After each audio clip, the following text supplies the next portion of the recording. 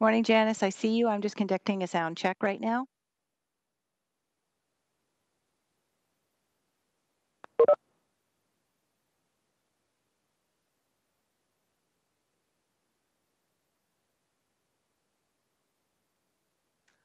Okay, sound check. I see the YouTube channel.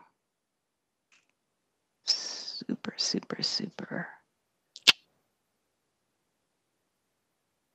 Super.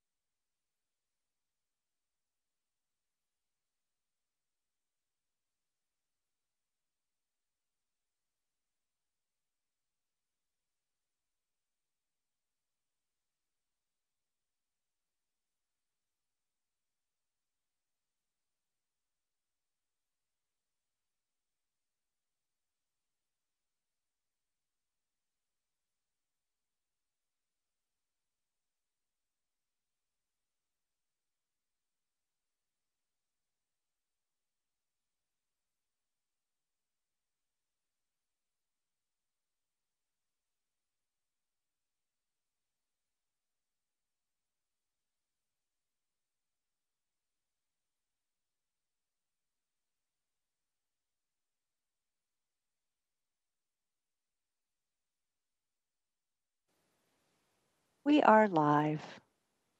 Good morning, everyone. If everyone's ready, I'd like to call this meeting to order. Members of the public are advised that individuals and the media may also be audibly or visually recording this meeting. All electronic devices are to be switched to a non-audible function during committee meetings. We may have some members who are calling in to today's meeting. Is there any member who would rather respond verbally to our votes or request to speak? If there is any, if you could just raise your hand. Also, we will be conducting votes by a show of hands, so please show your hand to the camera if you are not giving a verbal response.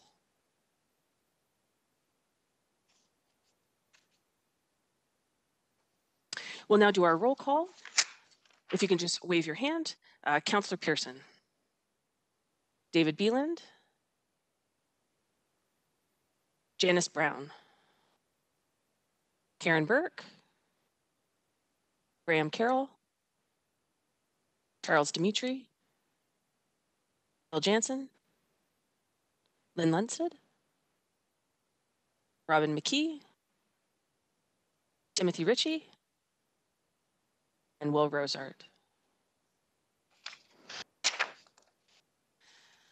Madam Clerk, are there any changes to the agenda? Yes, there are. Let's just, okay. Can you hear me? I'm having a little trouble with my own mute. You're not able to hear me?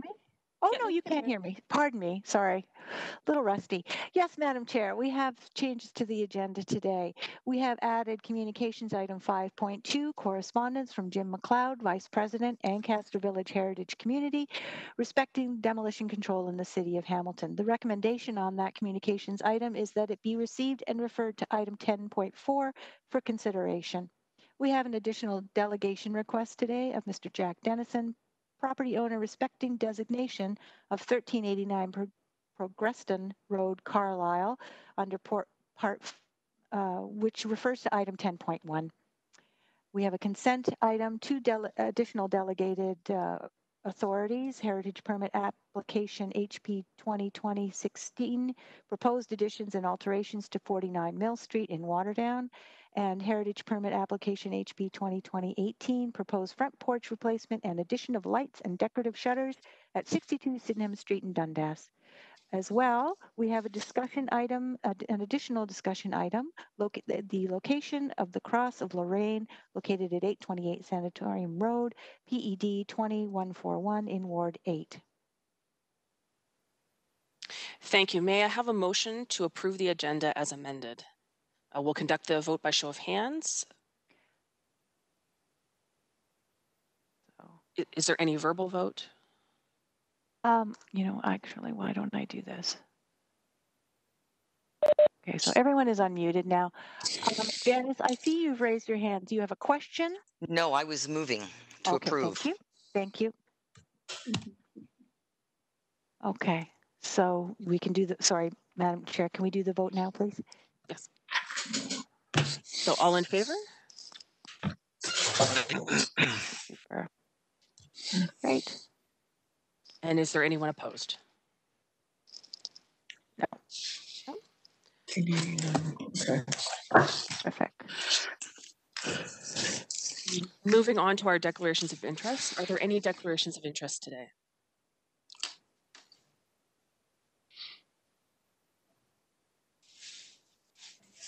Okay. Seeing none, we'll move on to the approval of our minutes. May I have a mover and a seconder on the motion to approve the minutes of July 3rd, 2020? I see Councillor Pearson and Graham.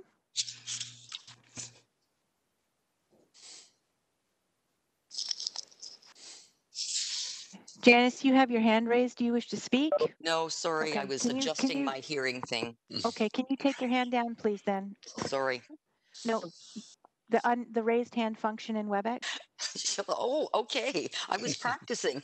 Yes, thank you. Okay, moving on. There you go. Thank you. So all in favor? Super. And any opposed? There was none.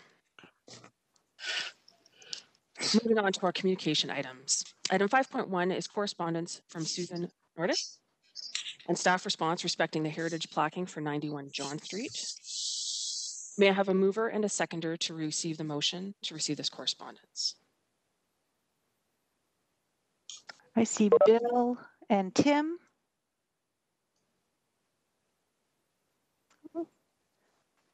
If there's no questions or discussion, Robin has a question. Oh, Robin has a question.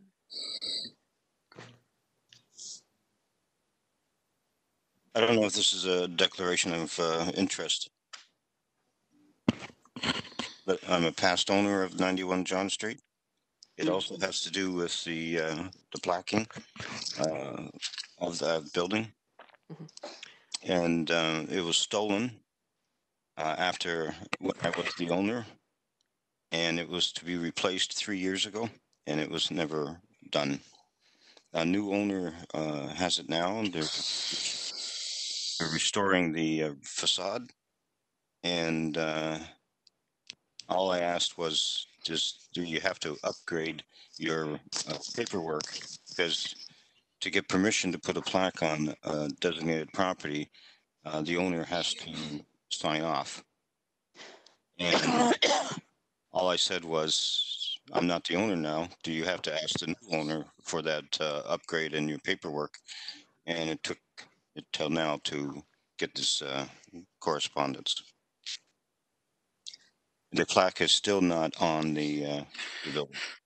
So I believe from the correspondence from Christopher Redford that they're going to be trying again to get in touch with the property owner. So I think that's in the hands of the culture department right now, but we can do a follow-up check.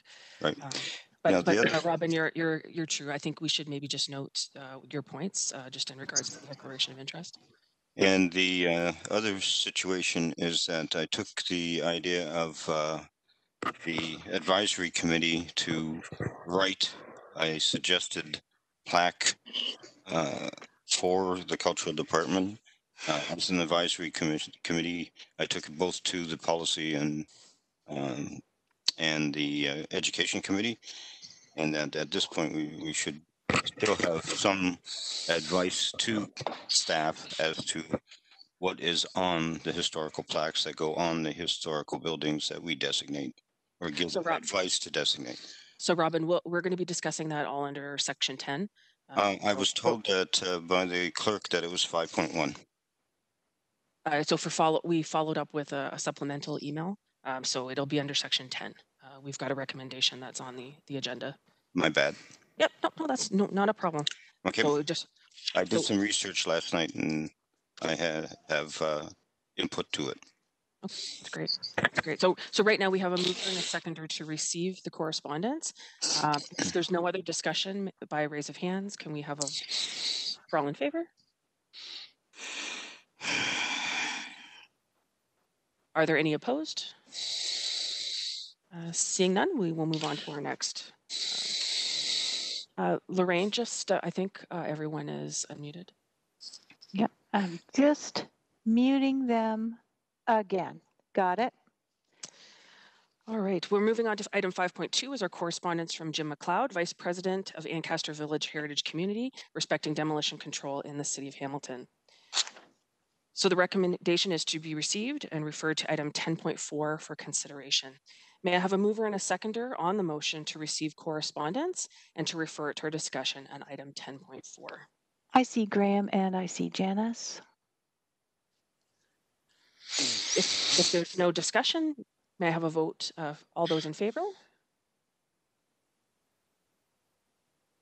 Any opposed?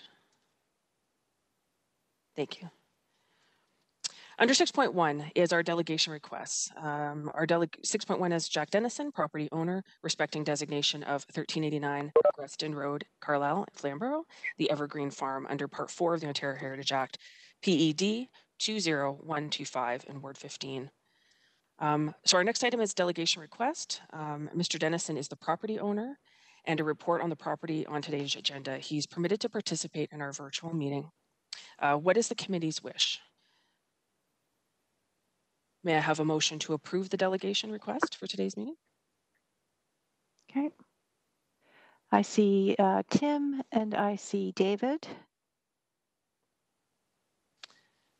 If there's no questions or comments, may I have a vote? All in favor? Madam Chair, if I may interject for just one moment, I notice that David Beland has joined us. And also I have a caller who's joined in. Can the caller identify themselves, please? Will Rosart. Good morning, Will. Thanks for joining us today. That's all. Thank you, Madam Chair. Oh, that's great. And was there anyone opposed on that vote? Seeing none, Mr. Dennison and the consultants will be asked to speak at the time we are discussing that related report. Now, under our consent items, did someone have, Will, did you have a comment? No, I'm sorry.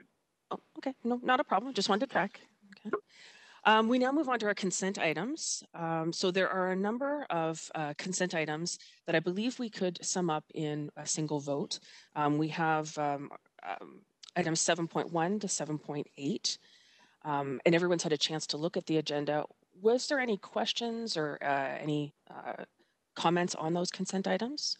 We can either do them as one single vote, or we can go individually.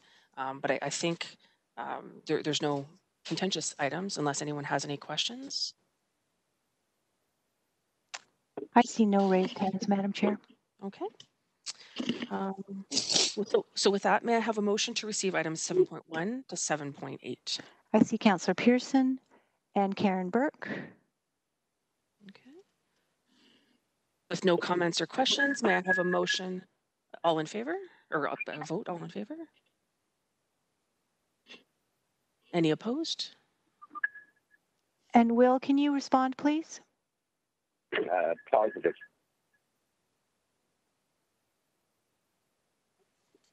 Thank you. Okay. All right, so we now move on to our items 9.1. And this is in regards to the 2020 staff designation work plan update. David Addington is here to give us an update on the work plan.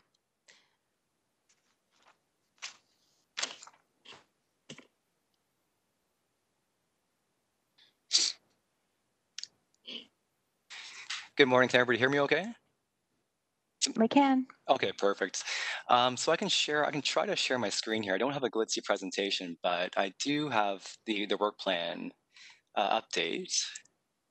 And just give me a second here. I believe.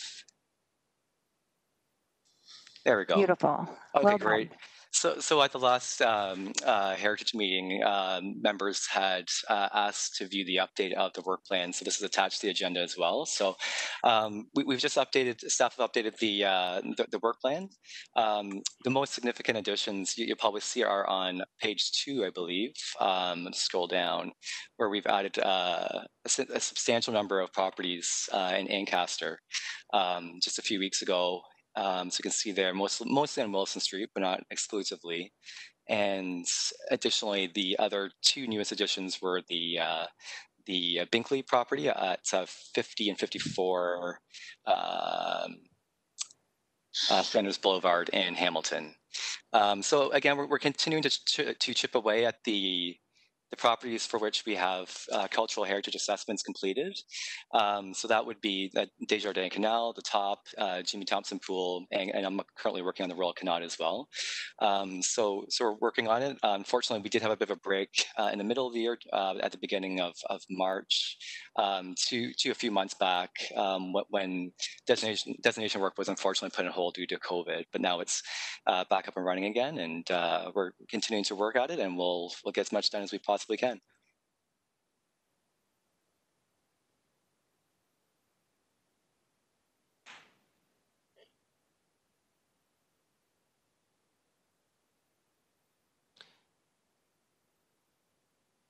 Well, thank you, David. Is there any questions or comments from our committee? If you could, by raise of hand.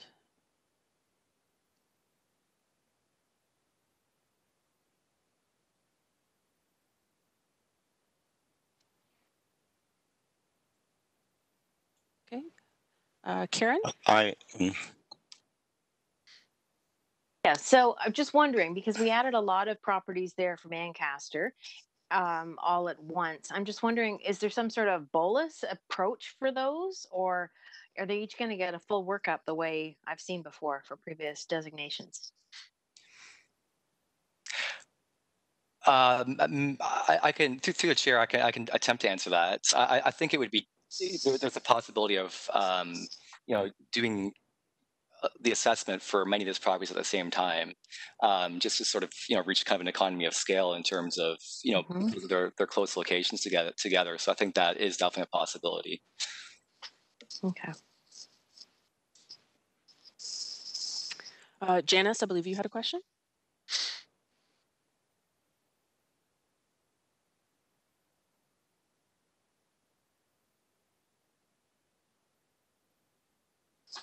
I'm unmuting myself, I guess. Yes, actually, I'd like to follow up through the chair. It has been a while since we've done this. I have a question that I'd like to ask of David, and it's along the lines of Karen's comments. Knowing that there are over 40 and you're hoping to do batch, and the fact that you put it on 2020, does that not seem a bit realistic, or are you planning to bring in other people that might be consultants that could help cover that? Thank you. So through the chair, I may not be the best person to answer that. I don't have an answer for that question. I don't know if Miranda or Steve could address that, but I would say through the chair, I could add in. So we can also look at adding these properties to the register as an excellent tool for any development applications that may come forward, because we have protection from demolition being on the register, but we also have showed intent through the motion that we are looking to designate these properties. So this can come forward with any development applications that may come through. Two, depending if we hope to get to these kind of through the process, when it comes to these, we may look to do sort of a batch approach. There could also be the possibility through other work that's through our fellow department in the culture department, if they start to do a review of the area as well, as part of their own heritage research, they may be able to check these off the list, so it wouldn't necessarily be directly through the planning department.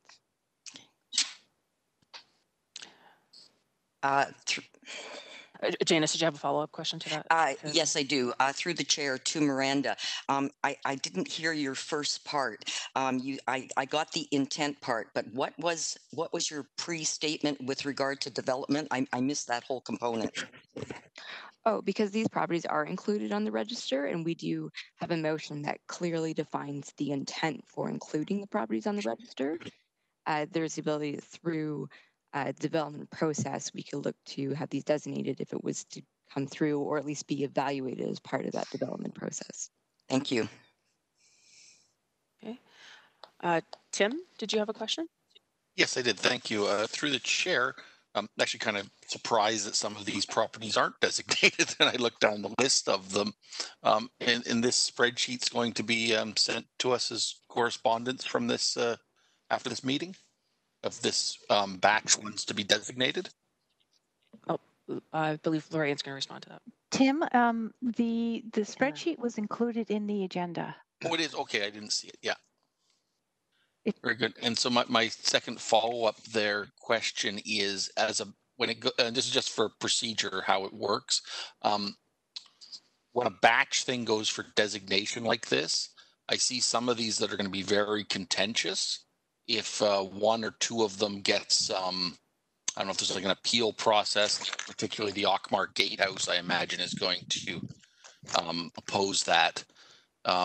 Is there going to be, is that going to hold up the entirety of it, or will they then revert back to individual ones? Thank you.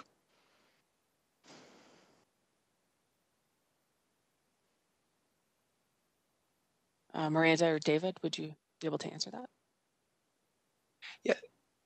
Through the chair, I can try to answer that.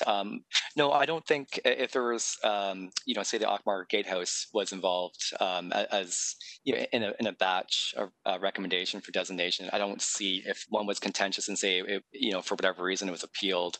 I don't envision that holding up the other ones that were not appealed, because each property will have its own distinctive bylaw for designation. So they'd be appealing the bylaw that's recommended, Okay. and potentially the case behind that. So I don't foresee that. Okay. Graham, you had a question? Yes, I'm looking at the list and I see Gore Park being fairly high up and the former medical superintendent's house at Sandhouse being lower down, and Regency Cottage on Lakeview Drive and Stony Creek, and the Union School on Rymal, which are more at risk properties. Gore Park hasn't got a lot of the old features left. Like, it's a sentimental favorite of Hamilton, but why is it so high up on the list when other places that are threatened are below it? Through the chair, you're right, Graham, and it's also city-owned park is, so that's also another, factor leading to it being, viewed as being safer than the other properties maybe that are privately owned. But we do have some flexibility to move amongst these. I mean, you can see we have a large list for 2020.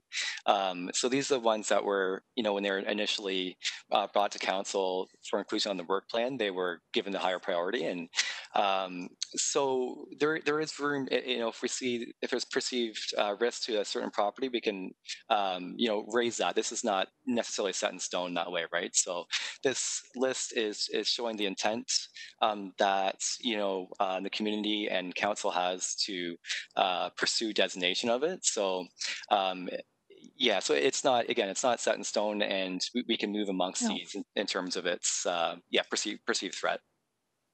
So if, say, Sanatorium Road, is viewed to be under threat immediately, that's when we could move forward on the list. David, if I may interject, can you unshare your presentation Oh, sure. a moment? Thank you. Gladly. It just impedes my ability to see everyone on the screen. No problem. Thank you so much. You're welcome. And I understand that Councillor Pearson wishes to speak after Graham's finished his questions. Okay, that's my question done. Thank you. Okay. Councillor Pearson? The ongoing list from that we've had in the past. There's no changes, correct? You haven't changed any of the order or anything like that? Through the chair, no. The order would have been the same. The most the additions were those Ancaster properties and the ones on Sanders Boulevard and Hamilton. So they were added in, but the list and their order has remained the same as the previous update from last October. Right. Thank you for that. And I noticed that as you go down in some of them, they don't have the dates of when they were put on the list. Can you explain why that is?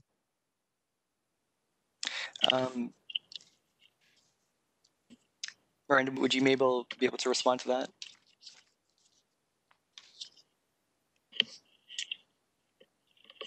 So the way the list was comprised, there's two columns. There's a column that indicates the original target date for the assessment and possible designation, and then there's the new target list. We haven't included a column for when these were actually added to the list. But we started with it. Sorry, I just want to clarify, because we started where we had target now is what we're looking at. So everything's been moved to 2020. But we have the initials, like Discharge Canal was put on the list in 2017. And you've continued down that list all of a sudden after there's 2011, 2000, there's different years in there. But then it starts WH Ballard School. There's no date when it was put on the list. Oh, so those dates, how they have the different dates. One is, I said, the initial target date for the assessment, not the date that it was actually put on the list. No, I realized, but so if I wanted to find out when was Kenilworth Library put on the list, we don't have it on there. We don't have it on there. It's something that we can add, or it's something that we can address if people are interested. Okay, so I might take it offline on just checking on a few of these, because I thought it would help in understanding the timelines, just as I think the previous speaker asked, and where we're at. I had always thought, other than if there's there's a situation that's come up that we have to move something up in the list, that we were going with the oldest to the newest, to the most recent. That's what my understanding was. But not having all these dates, we can't tell because they do jump around.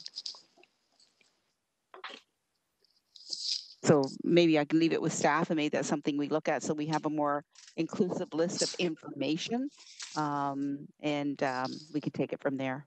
Okay. Thank you. Thank you. I'm Chair. Okay. Robin, you had a question? Yes, Yes, I would like to ask how many were just added, Ancasters. Ancaster and that batch. How many were? Yeah, so through the chair, the newly added properties were the Ancaster properties and the two properties that David discussed at the last meeting. But what's the total? The total number, I believe there were about 38 that were added. 38. Thank you. And the other question is, do you have a list of what has been designated since 2010? Through the chair, I don't have a list offhand, but that's a list that I can put together. Oh, great. I'm working on what's not been plaqued. Any other questions, Robin? Just a clarification too, is that the list that I have, I don't have the updated one. That's why I asked that question, is that Ferguson Pump House and the Centennial United Church, those have both been designated, so they should be taken off the list. So through the chair, Robin, if you had the updated list, those have been removed. Okay, sorry, my bad. Bill, you're next on the speakers list. Thank you. Through the chair to staff, just a comment. There's a lot on there for 2020, and I don't know. It almost seems overly ambitious. Is that realistic to deliver designations for all those properties? And another thing, I found the list very helpful to track what's happening, and I would suggest we continue to have that list on the agenda so we can track what's happening and what comes forward. And you may want another column that talks about comments. So if anything is happening, if there's development applications coming forward, we can list those in a comment list to see what's happening as we move forward. Through the chair, thanks, Bill. Yeah, I agree that the list is definitely ambitious. We won't obviously get to them all the 2020 properties this year, but it's a projected date that it's a target date. Unfortunately, we're not going to make it clearly, but so it will get pushed, to next year, and so on. So we're doing what we can. We've got limited resources, but we're doing what we can at this time. And I agree that's not a bad idea to potentially, update the list with further information. We can consider that. So again, just to follow up, David, should we revise the list to be a little bit more realistic in terms of when things can come forward? To the chair, that's something we can consider. We can speak, we can look at potentially doing that.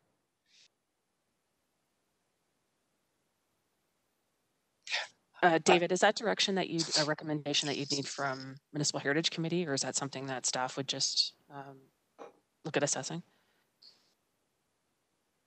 Through the chair, I think, yeah, I mean, the direction, we could consider that. I don't know if anybody else has an opinion on that, but in terms of procedure, but.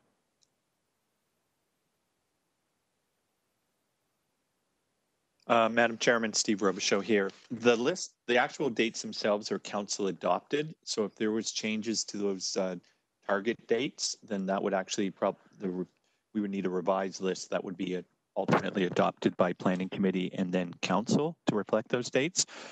Perhaps maybe based on the feedback we received today, there can just be a direction that staff report back at the next Heritage Committee meeting with an updated list with the additional information based on the feedback we received. We can also provide that other list of properties that have been designated to date in the city of Hamilton and some of the other feedback we received. And then it may also, the inventory research or some of the subcommittees may also want to take the list and take a look at the list and make a determination if they feel there's any changes. And then ultimately we can move forward with a updated work program.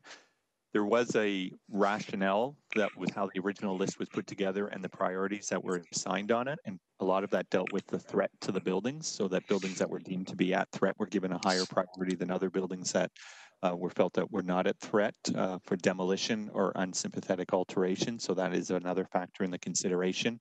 So we can also provide that criteria back to the committee when we report back, or the working group, so that everyone has sort of all the information and we can do a holistic review of it, because it is an overly ambitious work plan. And it's, we have consultants retained, so that's a question of funding in order to do the work, and then there's staff resources. Right now we just have the 2 staff that are dealing with it, because we don't have any, we've suspended our co-op students because of the COVID-19 at this point in time. So they're doing a great job, but it is, there's a lot of work here. And then dealing with that report back, either at the September or the October committee with an updated agenda or an updated list and that other information, if that's the will of the committee. Thank you. Okay, so we have Chuck is next on the speakers list. Thank you, Madam Chair. And now through the chair, so I have a comment and a question. So I agree with a lot of the other points that were made. This is a long list. I mean, the previous versions that we saw extended out to 2035 or thereabouts. I know this isn't the longer term list, but given the run rate we've had in the last few years, it's kind of been around 3 or 4, maybe 5 designations a year. I understand the point about batch processing some of them, but this is a very, very long list now. And the biggest issues I see are the prioritization versus the longer term ones. And at some point, it would be helpful to see kind of the bigger picture as well. And again, I understand that this is fluid and recent circumstances, particularly what's happened in Ancaster, has changed things greatly. But to me, the bigger picture about where the long-term view is, and what would be the implications of putting so many other items in the short term on that it would be helpful to understand. So that's my comment. My question is a very simple one, I hope, and maybe David or Miranda explain this. I just didn't quite hear it. On this list that we've been shown today, is there any of these properties that are not on the register at this point, i.e. that don't have even minimal protection, the 60-day protection? Through the chair, and I believe they're all on the register. Typically, that's the first step before putting them on the work plans. So they should all be on the register, yes. Thank you.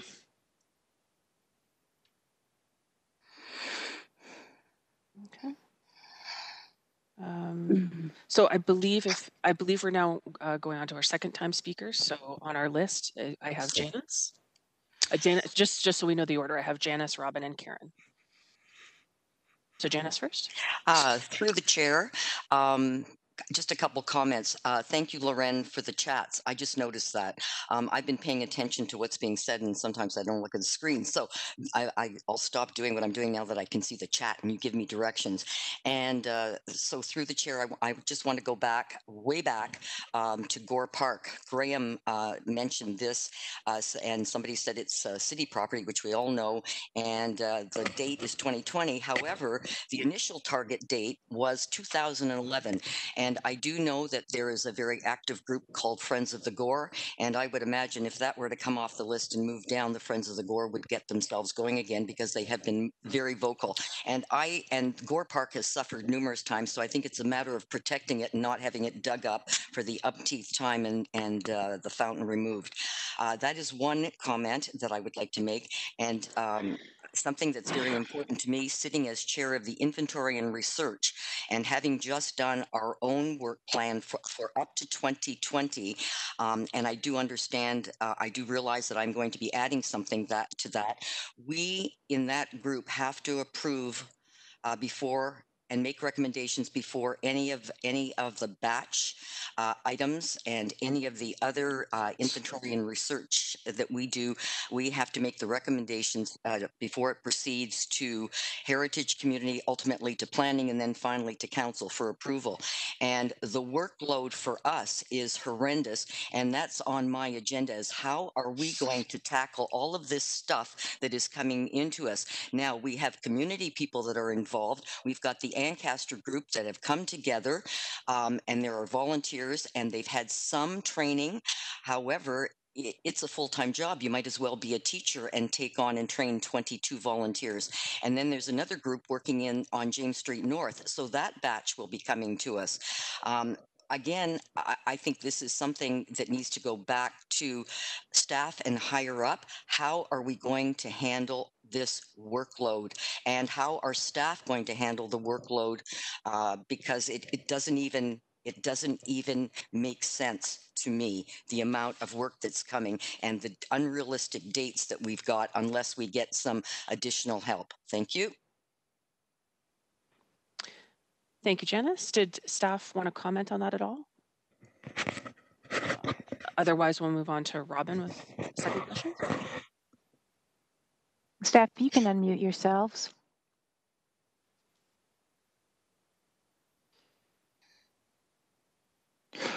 Through you, Madam Chairman.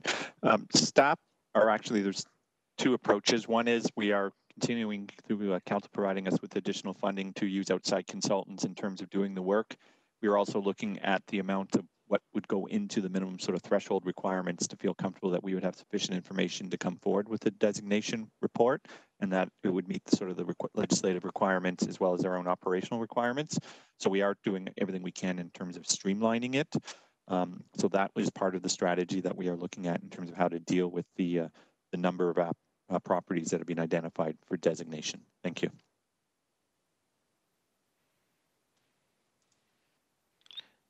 Robin, a question? Just a question. How many properties were added from Ancaster?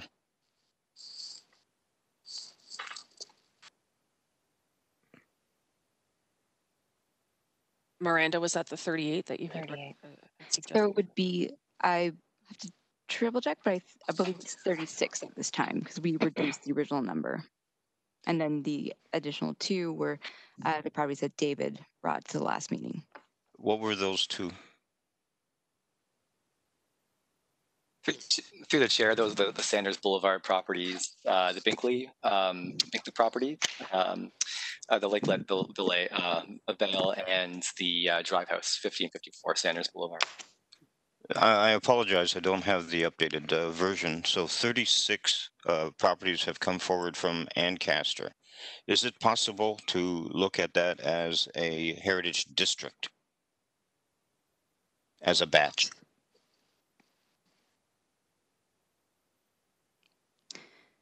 So through the chair, heritage districts and the analysis is also like a completely different process and would take a significant amount of time and also a significant amount of investment. The best part is of having these properties on the list, like as I said, for forthgoing development. But we should also note that previously, back in the 80s, there was a proposed heritage conservation district in Ancaster, and the council at the time decided not to go with that and to go with individual designation as a course of protection.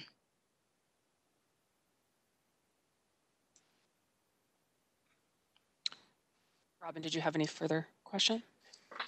Well, that was 30 years ago, and there's more heritage buildings now in a different council.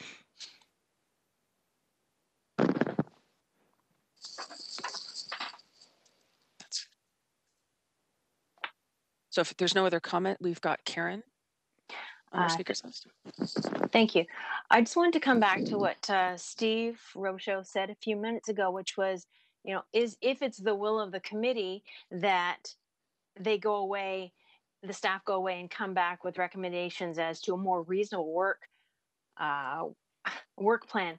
I'm not sure that's the will of the committee, because I really think that I like the approach much better of maybe figuring out how we can streamline our approach to designate things a little faster. Because if we're only doing 3 or 4 a year, obviously, that hopefully can be improved upon. And so I like the idea of maybe not asking staff to go away and come back with fewer things for 2020, but maybe approaches as to how we can do them more efficiently. Thank you. Maybe bring back those students again. Maybe it's time for that. Thank you, Karen. Did staff have any response? Through Madam Chair, sorry to clarify, if it was the will of the committee for us to report back, we could look at what those options are. And one of them, I think part of what I heard was the committee would like additional information in the chart. And if that's the will of the committee, then we will take that as a direction to report back. What I was suggesting is we could put any of the options on the table. So if there is a property that does not in any way feel that it's under threat, then maybe it might make sense to move it into 2021. But that, I think we can just do sort of an evaluation of it, and we can then come back with our recommendation. But ultimately, it'd be the committee will decide whether or not to accept the staff recommendation if a property should be either moved up or moved down in terms of that work plan. And then ultimately that would go to planning committee and council for approval. Thank you. Okay. Before we move on to motions and recommendations, is there any other questions from committee members? Any other comments? If you could just by show of hands. Oh, Will, did you have a question?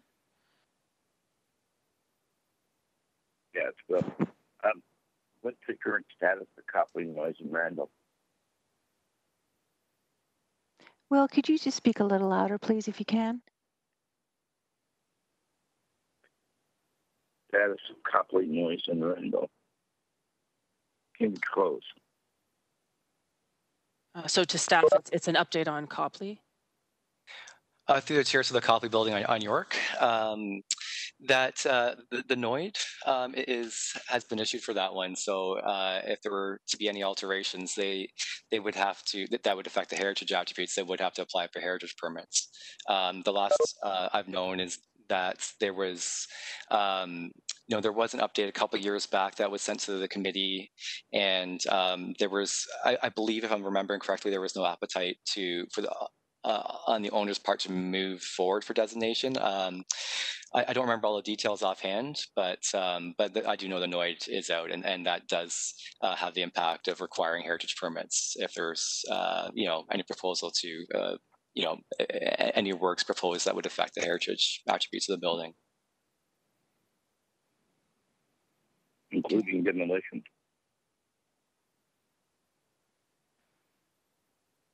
Through the chair, yes.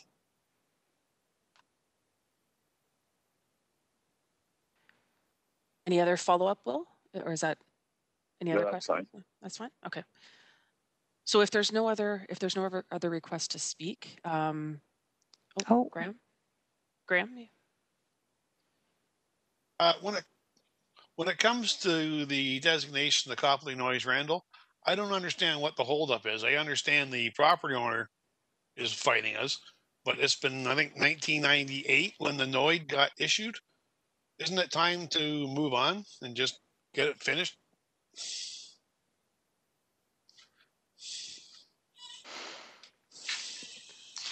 Through the chair, I'd have to look into it. I unfortunately I can't remember the details of the background, that completely, but I could always report back at the next meeting. Yeah, please do, because I don't understand why this one's holding up so long now. It doesn't make any sense. The research is done. The notice was done. Why weren't you just completing it? Okay, so we'll ask staff to report back on that for our next meeting. Okay. I have Janice.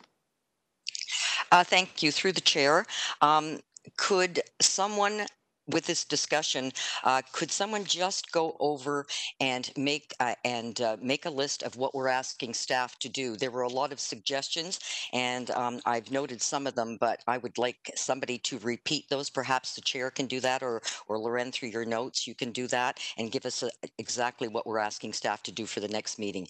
I thought there were 2 or 3 items. Thank you. Okay. Well, let's start with, if everyone is fine, a motion to receive the presentation. So may I have a mover and a seconder to receive the presentation? I see Councillor Pearson and I see Tim Ritchie. Okay, thank you. And so through a vote, all in favor, raise your hands. And then Will, if you could make your verbal vote. Oh, sorry, I've got him muted. Will, please go ahead. Oh, on coupling noise and rando. No, Will. No, we're just sorry. Sorry. We're just voting. Yeah, vote to receive the presentation. Okay. Yeah, positive. Thank you. Is there any opposed to receiving the presentation? Okay. Now we will look at the a supplemental motion. So we had discussed about actually including this as part of our agenda package for subsequent meetings. So if we want to do that, we need to make a motion for that. And maybe we can also decide it doesn't have to be every meeting. Maybe it's something that's brought up quarterly. That's at the will of this committee. Is there any suggestions or recommendations in regards to having it included on an ongoing basis on our agenda? Councillor Pearson? Thank you. Yeah, I agree. I think it should be on the agenda more often. I think it could be quarterly, and that everybody have the opportunity to review it and raise questions at an appropriate time through the agenda. I don't think we have to go through it in depth every time, but if somebody's got a question, they can raise it. But at least we have it all in front of us, front and center. So I do appreciate that. Mm-hmm. Madam Chair, I see Robin. Yeah. Robin, you had a question? Yeah, through you, I just, I think if we're going to try to streamline it, we need to have the information in front of us on a monthly basis instead of quarterly, so that we can see if there is any updates. It's a lot of work.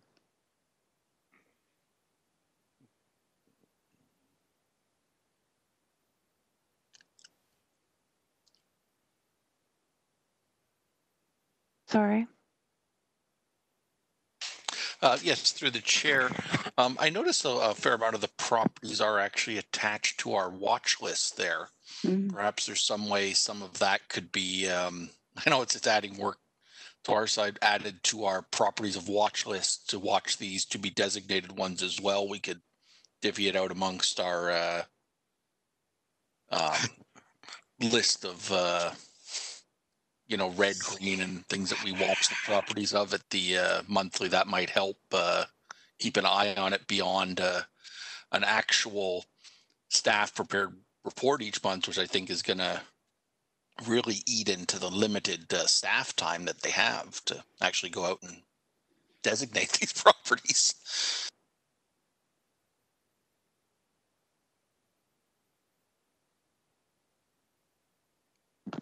Madam Chair, Steve Robichaud here. If I can assist, what I'm thinking, maybe the committee we could add it as 13.2 to the agenda, which would just be under general information, which would be after the watch list. But based on the comments today, we could add some additional columns when indicate the year that the property was added to the designation work plan. We can add a quick status update if it's listed or on the registry. And then we can add a column that deals with sort of with comments or status change. And on a monthly basis, we would only flag in that column if something is new or some event has come up, so that the committee members could quickly do a scan down the column, i.e. if a development application has been submitted, or, heaven forbid, if there's a demolition permit has been submitted or something. So at least that way you could do a quick sort of environmental scan of that table and see where there is a status change. And we can also add a column that would cross-reference it back to the section 13.1, where we could give it sort of what sort of color coding does this property fall into. So that way we would have one comprehensive list, and you would know whether it's yellow, green, red, blue, black, whatever color would be assigned to it. And I think once that, the initial work would be more or less to do the first cut of that table, and then on a monthly basis, the only work that wouldn't be a lot of work for staff simply to provide a update in any particular column, if whether we've retained a consultant to initiate the designation, or the property is under threatened, a demolition application, something to that effect. And at least that way the members can do a quick scan on a month-to-month basis to see if there's anything new. And I don't think that would be overly taxing on staff resources on a monthly basis to provide that information. So at least it would be there. And it would simply, there would be no need, I guess, for the committee to go through the table each month, but unless there was a specific question they had as a result of that updated information. So if that's acceptable to the committee, we can give it a college try for the next meeting or the October meeting to have that revised table. We can share a draft with the chair and anybody, and then if that seems to be meeting the committee's needs, we can then work with clerks to put it on the agenda going forward. Thank you. If that's acceptable to the committee. Thank you.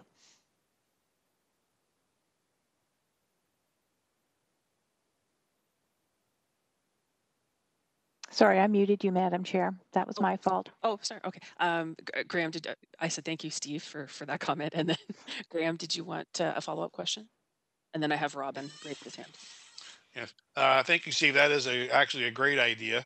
But can we have it, instead of being simply attached to the big, long 1,000-page agenda, have a separate document that we could download and print if we wished? No. No? And the clerk forgot to mute her mic. Through you, Madam Chair, we can actually put it on the city's website and make it a document available to the public. So yes, notwithstanding the chair's objection, we can arrange. We as staff will go rogue and do our own thing, and we will make it a community-wide resource, because we do get asked a lot, and people do not only by, people are asking what's going on, and as well as it would be probably a good resource for the broader community just to know what is on the designation work plan, because when people are either looking to purchase a property or they're just curious what's happening in Hamilton. So we can do that on our on sort of the planning division's heritage section of the website, makes it available as a separate document. And we can also provide that link to people. So if they ever ask where the table is, they can know where to find it in a quick and easy fashion, whether it's a member of council, a member of committee, or a general neighborhood association or a member of the general public looking for that information. And assign a date to it to make sure it's always dated so people know it's current to what date as well. Thank you. Great, thank you. That's good. Okay. And then I think just to wrap I got Robin and Janice. Robin first.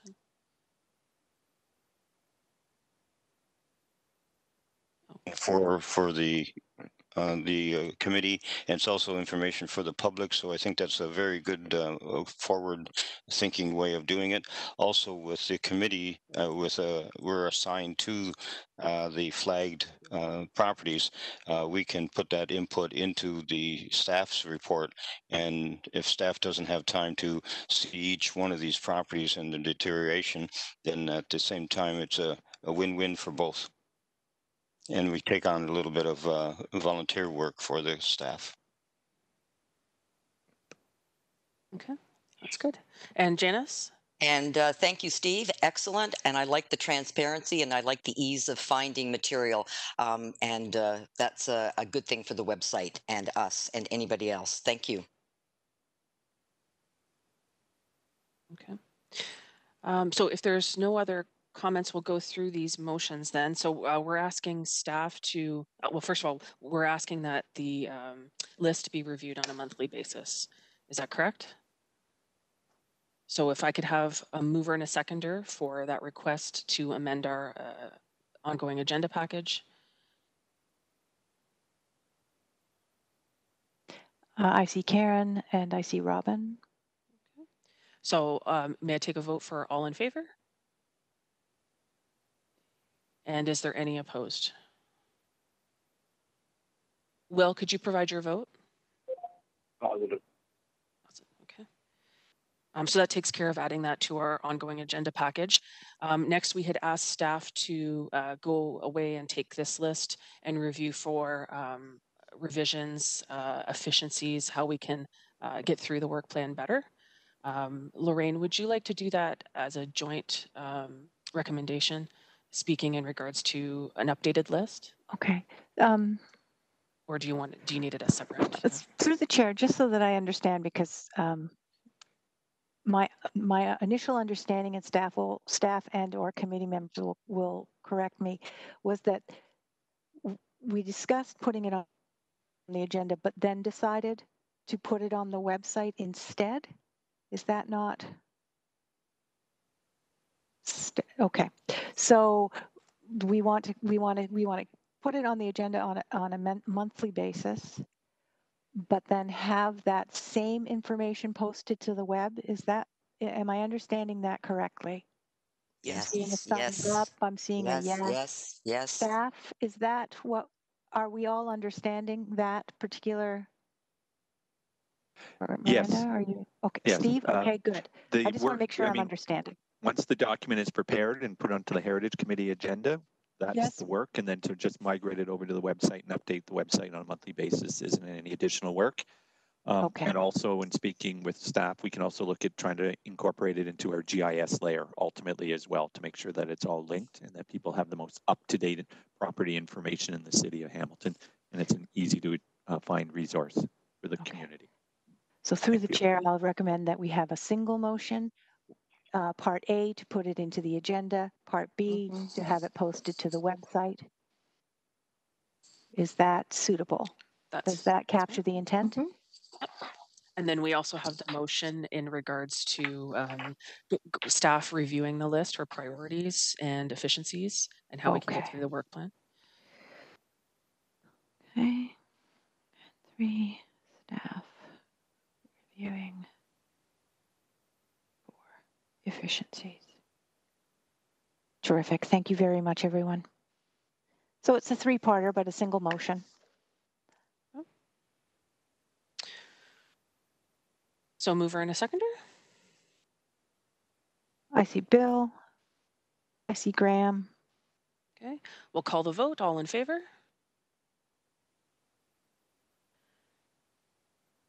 Will, can you provide your vote? Positive. Thank you. And is there any opposed? All right, seeing none, we can move on to our next item agenda. Under discussion items, we have item 10.1, and that's our designation of 1389 Progreston Road in Carlisle. It's Evergreen Farm under Part 4 of the Ontario Heritage Act, PED 20125 in Ward 15. So Miranda Brenton is here to give us an overview of the report and answer your questions. Patrick McDonald and Jennifer Shire are also attending to answer questions as well.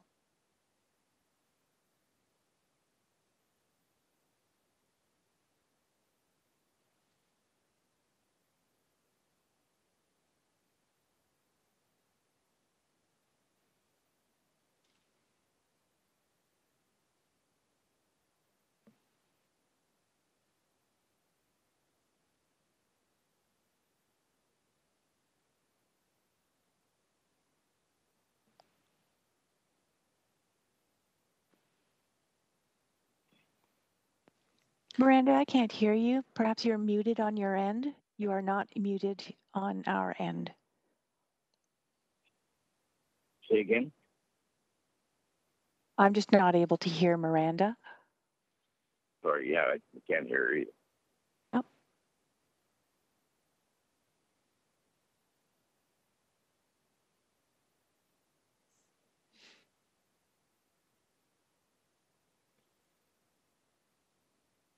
It might be your headset.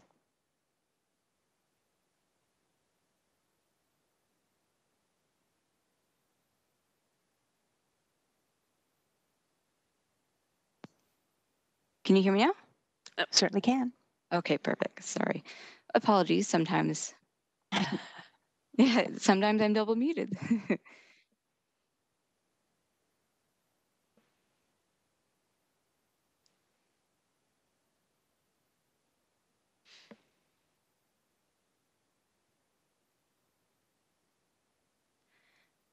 So hello, everyone. My name is Miranda Brenton, and I'll be doing a quick overview of the report.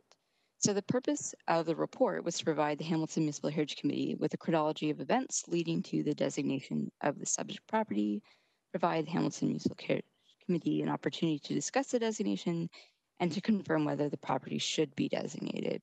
As the report's been hosted, I will briefly summarize the report now. So the subject property, located at 1389 Progreston Road in Flamborough, is irregularly shaped at approximately 4.2 hectares in size. So the property is referred to as the Evergreen Farm is comprised of a mid-19th century frame house, a detached bank barn, a drive shed, and stone rubble ruins from an old woolen mill. In this aerial photo, you can see the relationship between the house, which is right here, the bank barn, the drive shed, and the ruins are actually located over here.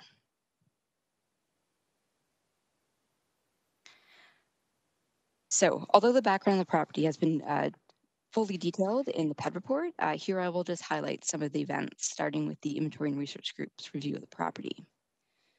So back in late 2019, members of the Inventory and Research Working Group of the Hamilton Municipal Heritage Committee noticed that the property was listed for sale, and they became concerned about the future of the heritage resource on the property. On September 20th, at their meeting, Inventory and Research Group found that the property did meet the criteria based on their preliminary research for designation as defined in Ontario Regulation 906, recommending that the property should be added to the Municipal Heritage Register and to staff designated work plan. Following this meeting, staff did mail out a courtesy letter to the property notifying them of Earwig's decision and the forthcoming review meetings. Following the Earwig meeting, the recommendation was reviewed and approved by the Hamilton Municipal Heritage Committee, Planning Committee, and then finally Council on December 11th, 2019. Although the subject property was actually added to the municipal register at the time, it turns out there was an open demolition permit application for the subject property dating back to 2018.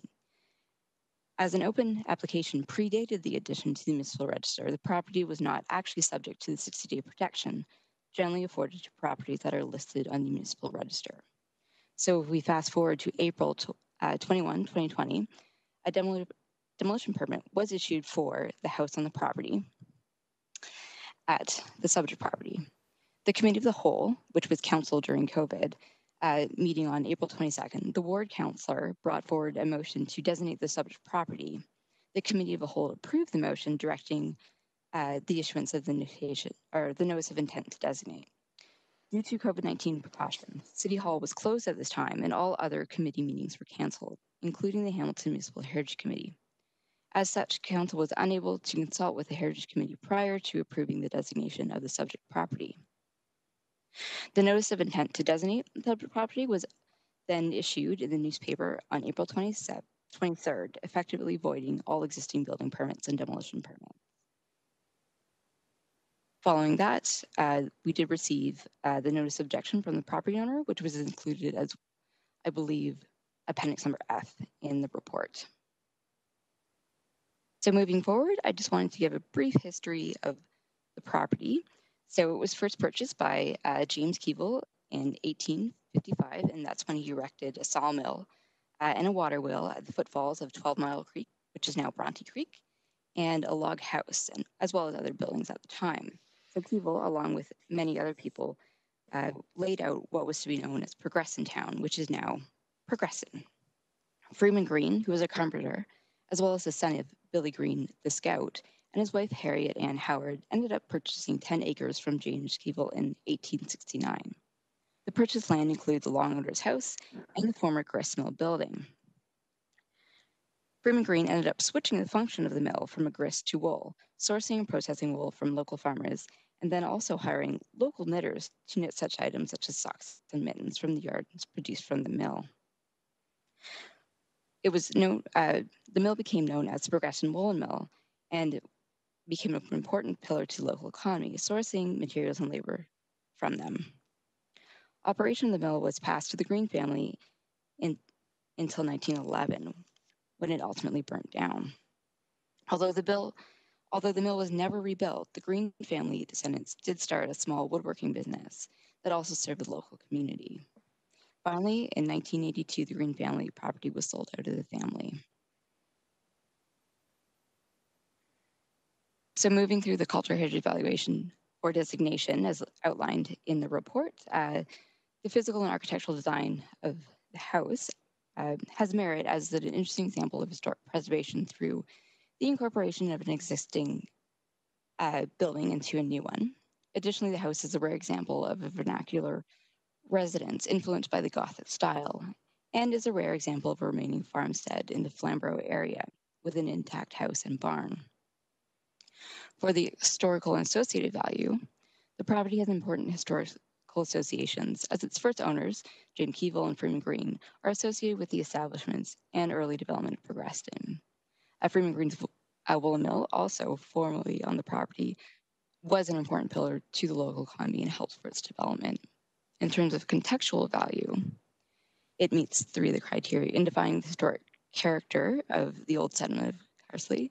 It is also functionally linked to its surroundings, being located near the Bronte Creek, and it's also considered to be a local landmark. The property is prominently situated on Bronte Creek and is associated with the prominent members of the local community, namely James Keevil and Freeman Green. Based on the statement of cultural heritage value, the heritage attributes that we have outlined here include the cross gable roof with projecting front and gables and semicircular windows, the board and batten cladding, a symmetrical front facade with central entrance, flanking bay windows, and the covered porch with wooden columns and decorative barge board.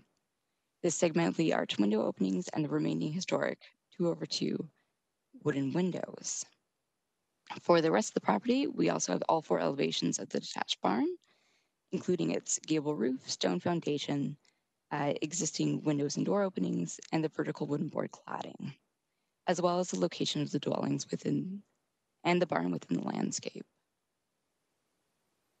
So in conclusion, based on the staff's analysis and building on the previous research, the Inventory and Research Group, it was determined that the subject property has design value, historical associated value, and contextual value, meeting 5 of the 9 criteria as defined in Ontario Regulation 906. For these reasons for designation summarized in the PED report and further outlined in the statement's value also in the PED report, staff support its designation. Although going through the report, it's important to note that there are a few alternatives to consider, which is 1, withdraw the current designation and issue a new modified designation, or 2, the standard secondary condition, which is suggesting of withdrawal of the designation. So that is it for me and my overview of the report. Thank you, Miranda. Do we have committee member questions? I believe Janice, did you have a question for staff in regards to staff's report? Is my hand up or down? Your hand is raised in WebEx right now, Janice? Oh, okay. Thank you. Because I'm getting those colors mixed up and it's a bit confusing. Yeah, I just, something that it's the first point when you were going over, Miranda, through the chair, sorry, when you were going over the summary of events. And this goes back to 1991, and this was identified by LACAC. And LACAC, can you tell me what is the difference between LACAC and our Hamilton Municipal Heritage Committee as far as what we are responsible for and what we do as volunteers? Because we are volunteers. So essentially, the Hamilton Municipal Heritage Committee is the sort of new version of the LACACs. So similar in role and responsibility. Thank you. So their work on this would be considered high level? The original work that they did, yes. I mean, depending on what they produced as well. In some cases, we do have sort of larger, and sort of longer assessments that come out, or sometimes we have more inventories and surveys. But you would have all of the work from this particular organization when we amalgamated? So through the chair, yes, we should have most of it. There's also the possibility some of it may have been lost sort of over the years, but we do have a collection. And we have referenced that material for this. Thank you. Those are my questions, or comments rather. Questions and comments. Thank you, Janice. Robin, did you have a question? Just a clarification that LACAC was the old Municipal Heritage Committee, and the name was changed when the new Heritage Act came in. the suggestion for the Municipal Heritage Committee in Hamilton was Bob. So it's just a name change. I was on the LACAC at the time. Thank you, Robin. So was our chair. Yeah. Any other questions in regards to staff's report? If not, may I have a mover and a seconder to receive staff's report?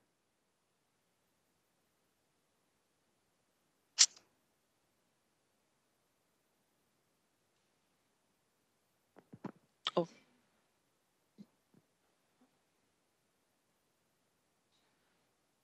Okay, so we've got our mover and our seconder. Lorraine was on mute there for a second. Chuck, did you have a question to staff? Sorry. I know there's, I guess my only question and is related to the criteria brought up about, and specifically the design and physical value. And I'm sorry that we started the vote. I put my hand up late in the process.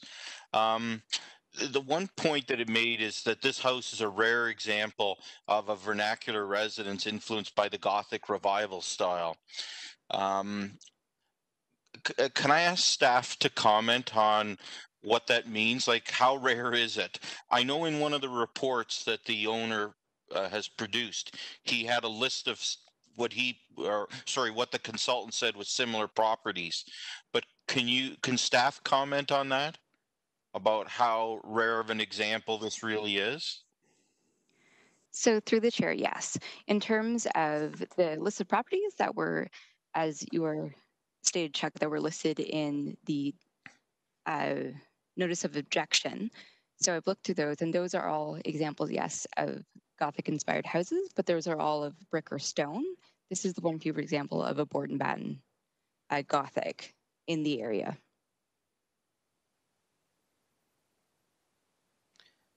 Okay, so staff's position, and sorry, through the chair, staff's position is that this is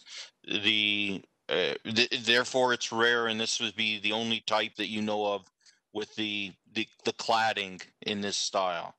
That is correct. Okay. Miranda, would it also Thank you. by the double gable as well? I believe all of the other examples were single gable. Yes, so that's helpful as well. So the double gable as well as the cladding helps.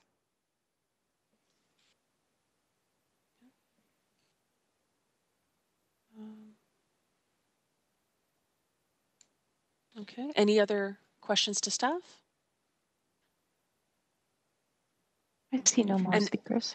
Okay, and that mover and seconder was just to receive staff's report. So if we could call the vote just to receive staff's report. All in favor? Any opposed? And Will, could you please provide your vote to receive staff's report? Positive. Positive. Okay, thank you. So in the meeting today, we have Jack Dennison, property owner of 1389 Progreston Road in Carlisle.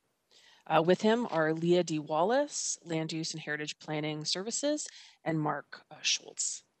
So Mr. Dennison, welcome. You have 5 minutes for your delegation, so we welcome you to speak today. Thank you very much for that.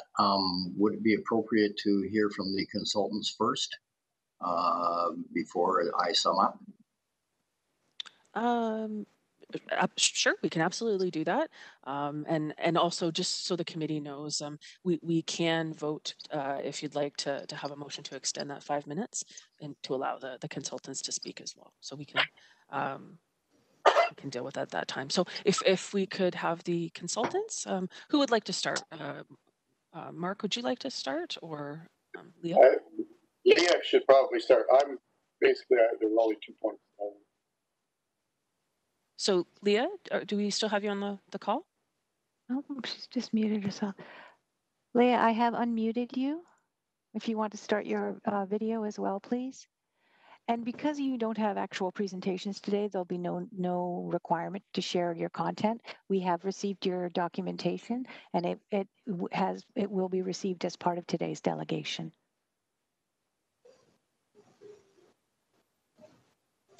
There's Leah. Leah, I am Whole new unmuting you, paradigm. so I am unmuting you, so you don't need to mute yourself. I'm trying to unmute myself. You're good. There We we can go. hear you. No, if you leave it, I'll take care of it. Okay. Welcome, Leah. So if Thank you'd like to make some comments. Madam Chair and members of the Heritage Committee, thank you for the opportunity to address you with respect to the notice of intention to designate property 1389 Preston Road, Carlisle. I was the chair of the LACAC at the time that this was put on the list in 1991. My remarks are directed specifically to the house on the property and not property in general, and are contained in the conclusion of my report, which I'm going to quickly reiterate here. I respectfully suggest that no additional research was undertaken on the property by the city staff or the research working group beyond the preliminary notes provided by that working group in August 2019. And it appeared to be derived from the previous research undertaken by such groups as the Waterdown East Flamborough Heritage Society. At no time did any member of that committee or any city staff attend that property to make on-site observations and notes before the noise was issued. And there was no addition. 2019, when the city approved adding the property to the City of Hamilton Municipal Register as a non-designated property, and when the ward councillor tabled a motion to proceed issuing the NOI. There's no evidence that the committee was consulted before the council's decision, and I realized that there was COVID, but Bill 189 did not include the Ontario Heritage Act in terms of suspension of the requirements under the acts for processing. On April 27th, during a site visit, I determined the house had suffered unsympathetic alterations over the years, including later additions and interior alterations that obliterated any original features that might remain. Any restoration of the structure would result in removal of most of the remaining original features, which would have to be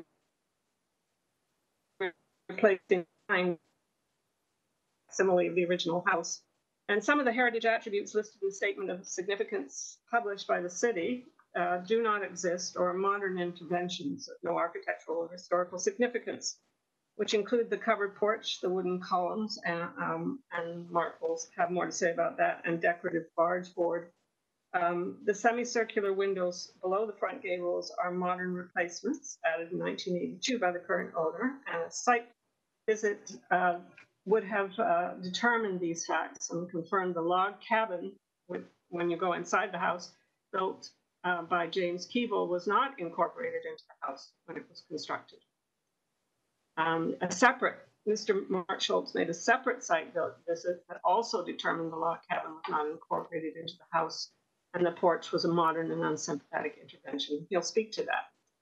The Regulation 906 review of the house undertaken and included in my report included that on its own, the house does not meet the criteria of historical associative design, physical, and contextual value. However, the setting of the house, not the house itself, on a promontory overlooking Bronte Creek and Preston Road, has some value within the context of the entire property and its landscape, and in the context of the development of the community of Preston. I'd like to say everybody keeps calling it a farmstead. I don't think it was ever farmed, but what I do think is that it's an industrial site of some significance.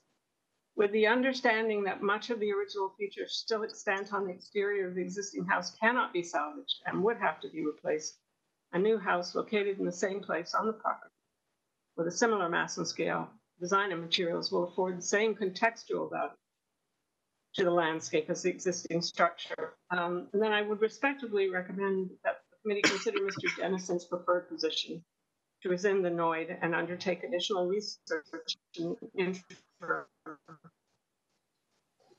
further confirm my observations and those of Mr. Schultz for options with respect to the property that would better reflect and protect cultural heritage value and interests. Thank you. If you want to ask any questions, I'm available to do so.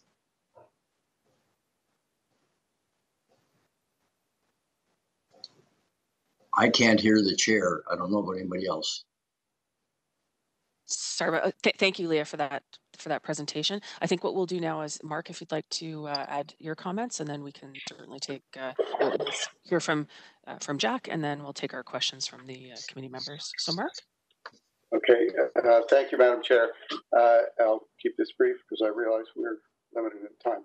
I too, like Leah, I'm specifically only addressing the house, not the property, not the barns, not the mill ruins or anything. And two things, you all have my full report on the structure of the house and so on. Something that should be pointed out, it's not a frame house, it's a plank house, which is an entirely different animal and raises other problems with restoration. The two things, though, that I really want to point out that are concerning in the staff report, the front porch is a modern addition. The columns, which are specifically listed as a heritage attribute, are a lumberyard item. They're made out of finger-jointed pine. The joints are coming apart. They can be seen as soon as you walk up to them. And on top of that, they're installed upside down. The whole porch structure is new and is falling apart and should not be included in that list. That is a grievous mistake. The other thing is, there is no evidence of any log cabin or any remnants of any log cabin inside that building. And frankly, I don't believe that there ever was. There may have been a log cabin there, but it was removed before that house was built. And it does not exist in that house.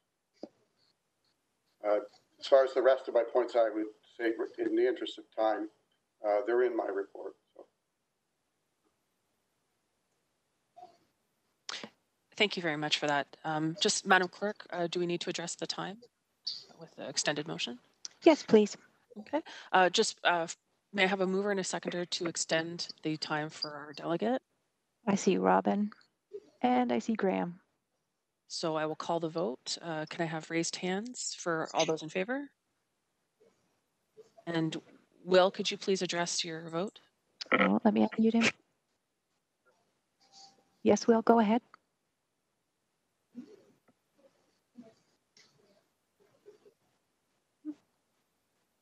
Okay.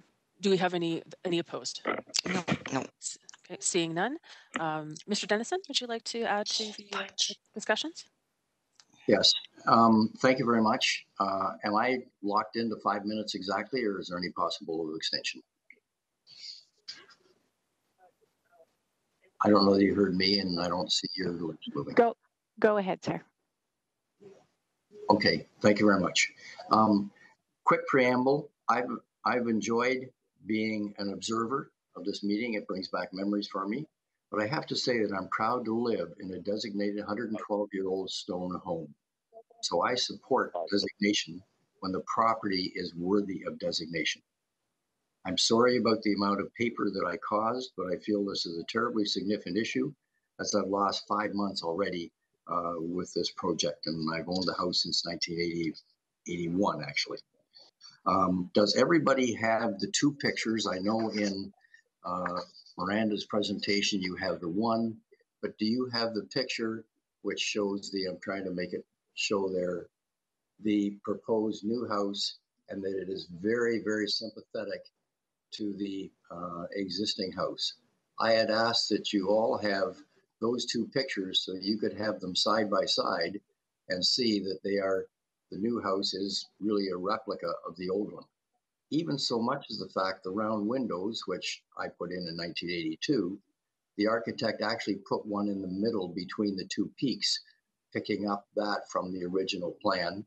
And it also has the porch, but it has an extended porch, which I always wanted to do to the house and never got to do. So I'm hoping if you haven't got this, that you can get it and have it in front of you. So I'll try to move quickly. Miranda's gone through her chronology. And I guess my question on page 2 of her chronology is why was it not on the July 20th agenda or even mentioned 2 months after our notice of designation? So I'm not sure, and maybe Miranda would have a comment on why it wasn't on that agenda, and I have more comments on that. 1991, Leah brought up. So it was actually July of 2018 when I came in and applied for the building permit and the demolition permit and the appropriate water permits and so on. So before this was brought to committee, it was like 14 and 15 months. And so the city of Hamilton already had that notice. The November 1st courtesy letter that was in the mail, that was actually addressed to the owner at 1389 Progression Road. My name wasn't in it. There was no, it looked like junk mail if it even got to the house. I don't know there was even a mailbox then because the tenant at the house was getting his mail elsewhere. And so I never got that letter. Obviously, I would have responded immediately had I gotten that letter, and we would have had this long ago behind us. So I'm really disappointed that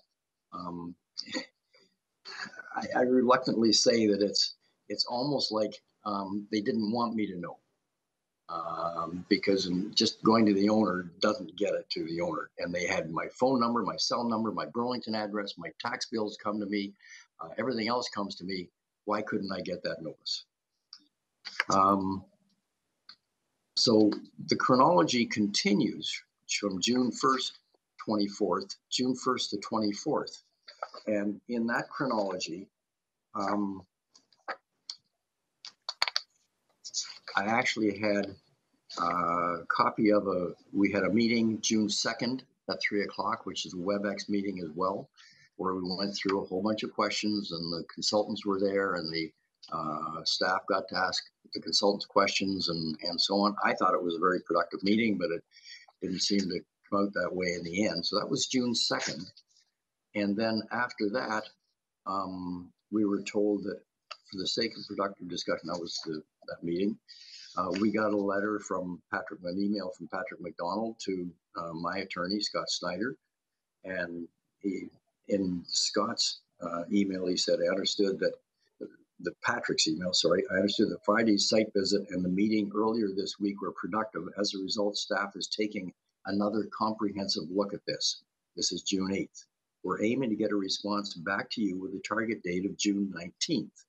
We will work to get a response as quickly as we can, presumably earlier than June 19th. He also then said to respond to your two questions from our call on Friday, the week before, the response will have the results of Heritage's review, which will form the basis of how we go forward with your client on this matter. We cannot pinpoint a specific council date, but we'll work to bring it to the next available planning committee council cycle after that review is complete. So right there was no talk from the legal department about this even coming to the Hamilton Municipal Heritage Committee. It was going to go through the planning and council process. And at the end of that, that email, Mr. McDonald advised Mr. Snyder that staff would not be responding directly to me and everything had to go through the attorneys. So June 19th comes along, and so I sent Scott an email, I guess no response for June 19th. Well, as it turns out, late in the day, June 19th, we did get a response. Hi, Scott. Staff have completed their initial review and have met with legal yesterday to discuss the options that may be presented to council. I will send you an email with more details as soon as possible. However, we first need to quickly brief the ward councillor so she is aware. And then he's off for the next week, and he hoped to get back to us by the following Wednesday. If not, somebody else in the legal department would get involved, but nobody did. So as of the next Wednesday, so the next date is June 22nd. So the email to me was, I just spoke with Patrick. He just got back and has reached out for an update on the discussion with Judy. Sorry, Councillor Partridge. That's what it says here. We should hear very soon, and the next communication will include the timing for getting this to council. So again, the talk is only, this is June 24th, going to council. That at least is encouraging, since if staff were of the view that the NOID is appropriate as is, there would be nothing new to take to council. So we had a without prejudice meeting this week, and the lawyer, Mr. Snyder, had suggested that I'm sorry, I need to jump in here because this is a without prejudice discussion, Mr. Dennison. And while as Municipal Heritage Committee is not my client, you are divulging things right now that are without prejudice and should not be disclosed in a public forum about consulting. I've advised your lawyer, and those emails you've read out are without prejudice, and we'll be addressing that accordingly. But there is existing litigation, and those should not be read out, or further without prejudice items should not be discussed. I apologize to the committee for jumping in. But I'm obligated to do that as an obligation to my client, being City Council. Okay, thank you for that. So the suggestion that we had for the meeting on Tuesday this week, Monday, I forget now, Tuesday, is that council look at withdrawing the current designation and issue a new and modified designation. Because as you've heard from the consultants, the existing designation has problems because it refers to the house as a log cabin and windows and that kind of thing. So what we said we would do is we would support a new designation. So I'm agreeing to a designation that had the following conditions added in, so that the architectural plans for the replacement facsimile house, which in itself is influenced by the existing Gothic revival style, would be removed from the designation. The designation would be on the bank barn, be maintained as is to support the design and historical value, contextual value. In this way, both the house and the bank barn will continue to be reminders of the history of the site, with both support as well as define the historic character of the settlement area of Progreston. In this way, conditions A and B are accepting the statement of cultural heritage value of interest and heritage attributes. The stone rubble ruins from the mill will be opened as much as possible by clearing the brush to create visibility from Progreston Road, and a commemorative plaque or notice board will be created with approval and support from the Hamilton Municipal Housing Heritage Committee on the municipal right-of-way. These are my thoughts, but I know that Leah can word, she helped with some of the wording in this. The bottom line is we have to, the house isn't even close to possible to renovate or repair. I would encourage you to ask Mark and Leah, but particularly Mark, about the issues of that, because a board and batten house does not have framing like a normal house. The board and batten house is built, the boards go up, the floor gets attached to the boards, the next boards go up, and the ceiling gets attached to that level on a 1.5 story house. So if the boards of the board and batten get rotten, there's no sill, there's no bottom plate, there's no way to repair that house. A stone house, a brick house, those kind of things, the wood doesn't rot, and they would have framing as well. A board and batten house does not have framing, but Mark can really clearly make that better for you. So I think we're supportive of moving forward with the designation, but recognizing that the house is impossible to fix, but the real contextual value that Leah and is referring to is it's the setting, the ruins, the barn, the house position. The approval from Conservation Halton and from the city was based on using the same position of the house. So the house will sit there 15 feet further back, but it'll have the same position and the same setting next to the top of the bank and so on. So I appreciate any relief you've given me for time, and I really encourage you to have a look at that picture next to the existing picture, which is this one, so that you can see how similar and how representative they are. I actually asked the architect to design it that way because I want to keep the heritage look. I want that still to be a focal point for the community. It is, and it's a wonderful community. And thank you to everybody for their indulgence. And I'm sorry about my slip up, Patrick. Thank you, Mr. Dennison. I really appreciate the presentation that you gave, and thank you to the consultants. Did staff have the images that was asked to be shared?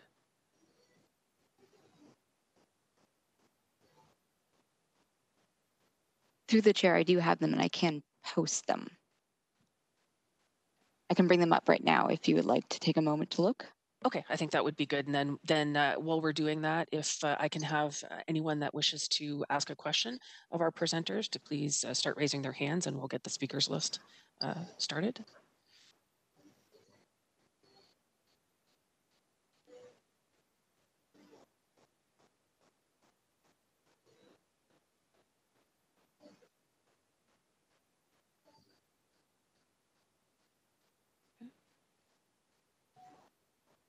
Can I have Lynn as first-time speaker? Okay. Miranda, did you want to share those images first? Or should we start discussion?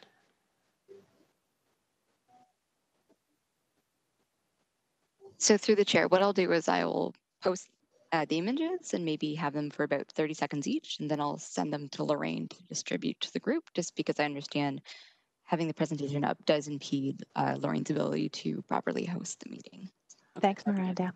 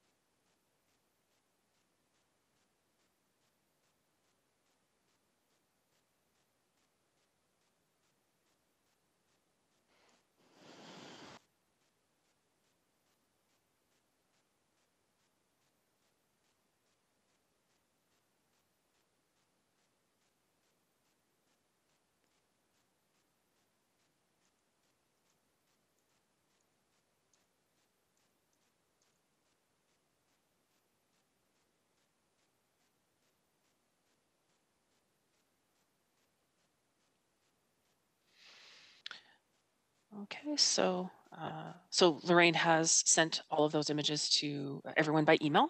So we'll start our speakers list. We have Lynn first. Lynn, do you have some questions for our presenters? I have a question for Mr. Dennison. Maybe he can just give me an explanation as to how things are happening. The property is for sale, as I understand it. There is, I guess, an image of the proposed house on the for sale sign.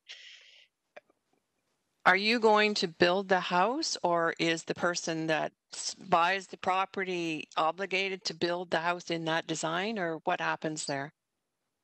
That's a very good question, Lynn. Thank you for that. By the way, I had emailed in yesterday and asked that those two images be on your folks' desk this morning. So anyway, they're there now, so that's good. The house, my real wish is to have me build the house and move back there and live there for 3, 4, 5 years, something in that vicinity. But this has dragged out so long. So I put the sign up. First, it didn't even have a phone number on it. My children laughed at me. And then I put my cellular number on it. And eventually a real estate sign went on it because nothing was happening. And I just finished building a house in Burlington and they wanted to sell it before I did that one. So I left it open, and even to this day, I still say open, but I am telling people if somebody calls that what I would be selling if I did sell it now was the property, the barn, the drive shed, and the plans for the house as designed. If they wanted to make minor mods to the plans, they would have to go and get that approved. But I want the house to be built the way you see it there, because it is a facsimile of the house that was there, or is there still. Does that answer your question? Thank you. Lynn, any other follow-up question to that? Just that sounds sort of like there is no guarantee. If somebody was wanting to change it, they could go ahead and go through a process to have things changed, which would be a shame because the plans do seem to be quite sympathetic to the existing design of the structure. my understanding, if I'm not speaking out of turn, is that if somebody wants to change the plans, they would have to go through the full heritage. So that would come back to the Heritage Review Committee, is my belief, and then go through the normal process of new building permit, whatever. So I would think that anything that was changed would have to be approved by you folks and City of Hamilton, of course. But I don't want it to be. I want it to be built the way it is. Yeah, through the chair, can somebody comment on that? Because if the house is demolished, I don't see why that would have to come back through heritage unless it's part of the whole designation of the property itself. Hi, through the chair. So through any form of demolition or new build for designated properties, particularly because this is identified in the heritage attributes, the demolition of the house would have to be approved by council and thereby also approved by the Heritage Committee and Hamilton Municipal Heritage Committee, as well as because the landscape is part of the designation, the new house would have to be approved as that as well. So it would be the demolition and the new house within the environment, and that would require heritage permit approval, would require Hamilton Municipal Heritage Committee approval and council approval, and planning committee in between.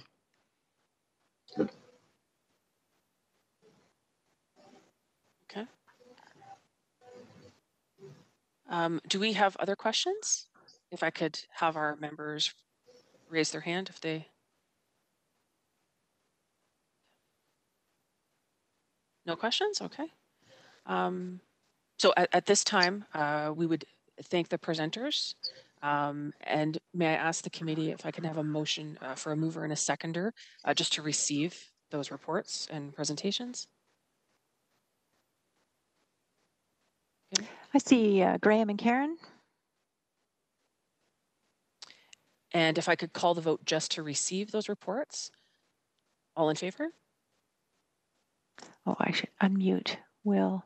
Pardon me, Will. I've just unmuted you. Thank you.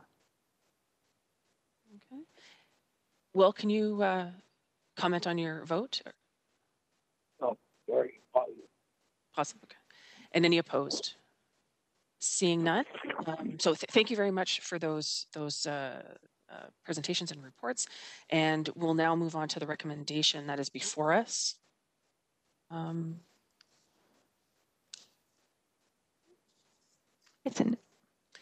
we can have discussion on this. So right now, the recommendation in the report ahead of you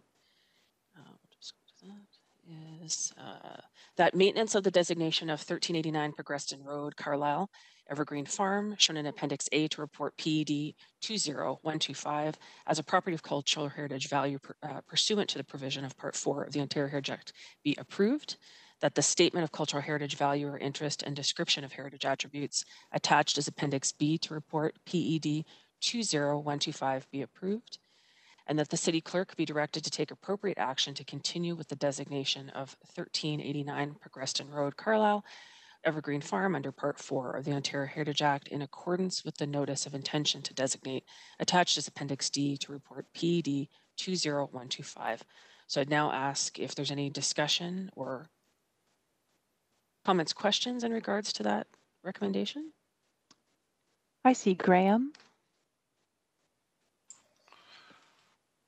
Yeah, I look at the reports. I've been reading them back and forth and listening, and I'm starting to wonder if we rushed a little fast in this going through, because it really doesn't appear that there's much merit in the house itself. Property, 100%. So I don't know if we've kind of jumped into this or not. I don't know. I just got a gut feeling that we're putting a lot of onus on the homeowner here that maybe shouldn't be there to protect this one. But again, that's my feelings only.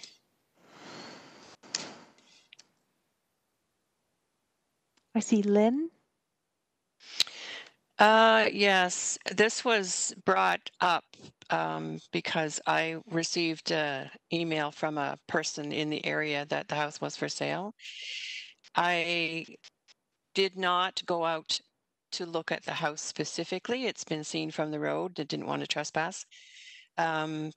having read the various reports from the consultants, I tend to agree with what Graham just said, that the house is in very poor shape and probably could not be restored without losing any of the historical significance to it. I think, as has been pointed out, that the heritage is in the property and the situation of the other buildings. I think if the new house can be built the way that the design has been shown to us, that may satisfy the heritage requirements that people in the area have been asking for this property to be designated. I'd really like to ask Mr. Dennison if I could come out and just sort of take a look around myself, because I'm interested in the property itself. But I would support what he's saying.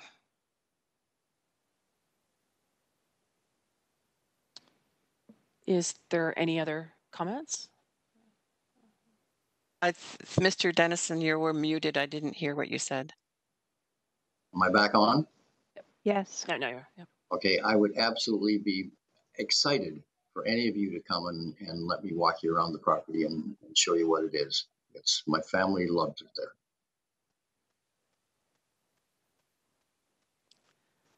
You're talking to a group of people that love heritage tours. I'm with them. Absolutely. So with those comments, we have the opportunity to say we have a recommendation before us. We can either vote on that, and if people are opposed, we can document them as opposed, or we can choose to amend the recommendation if, based on the information that's been provided, we feel that there's maybe not the historical attributes within the home that have been maintained. Is there other comments? Chuck, did you have? I do. Actually, it's more of a question, and my apologies again for being kind of late in asking my question here. It's a question for staff. I'm also sympathetic to what Graham and Lynn said. But the only question I have for staff is, has the city done something similar where there's the combination of a demolition and a notice to designate in combination like this? The only ones that I can think about where there's been demolitions very recently haven't been positive experiences, quite frankly, within the city. And while I'm not saying that's the case here, I would be concerned that the language doesn't, the language of an agreement, if it's put together like this, is very stringent, so we don't have similar situations to the church in downtown Hamilton and otherwise. So my very simple question is, has there been recent examples of a combination demolition and rebuild according to parameters similar to this? If I can assist the committee, the designation of the property in no way would preclude a demolition. Heritage Committee and ultimately Council can give a heritage permit to allow for the demolition and replacement of the existing building or structures on site. And then through that heritage permitting process, manage the change of the property. In the absence of a designation, you could end up, there's no guarantee that the house that gets built on the property would reflect the plans and drawings that we're showing today. So the new house that could be constructed, whoever purchases the property could build a very modern house that is completely not sympathetic to the historical and heritage attributes of the property. Normally the city, I am aware of one other situation in the city of Hamilton, and Miranda can clarify that where a property was designated, and through the heritage and permitting process, they allowed the actual heritage building to be completely demolished. And I'm not sure if it was replaced or not. Miranda can assist in clarifying that. Historically, though, most of the demolitions, the only other situation where we got close to a demolition of a heritage structure related to the properties in the Gore, I think it was 1315 King Street, where two were going to stay and one of the buildings was going to be removed, but ultimately through the process and working with the applicant, they made the decision to retain all of the facades in the GOR relating to those heritage buildings. And I think Miranda might have some additional information. Miranda? Yeah, so if we look through buildings that were designated under the Heritage Act and ultimately demolished, the one that Steve was referring to is Bellevue. And that was at 14 Belvedere Drive, which is just at the end of Concession Street on the mountain. The exact details of how it came down, I'm not sure of, but this is an example of a house. Although it was designated, it ultimately came down through a process.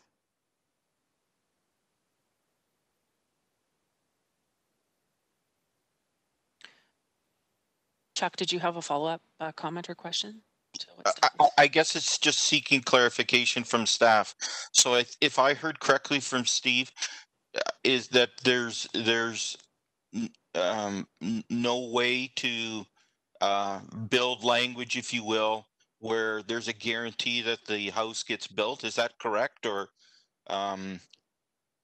like similar or sympathetic to the original design?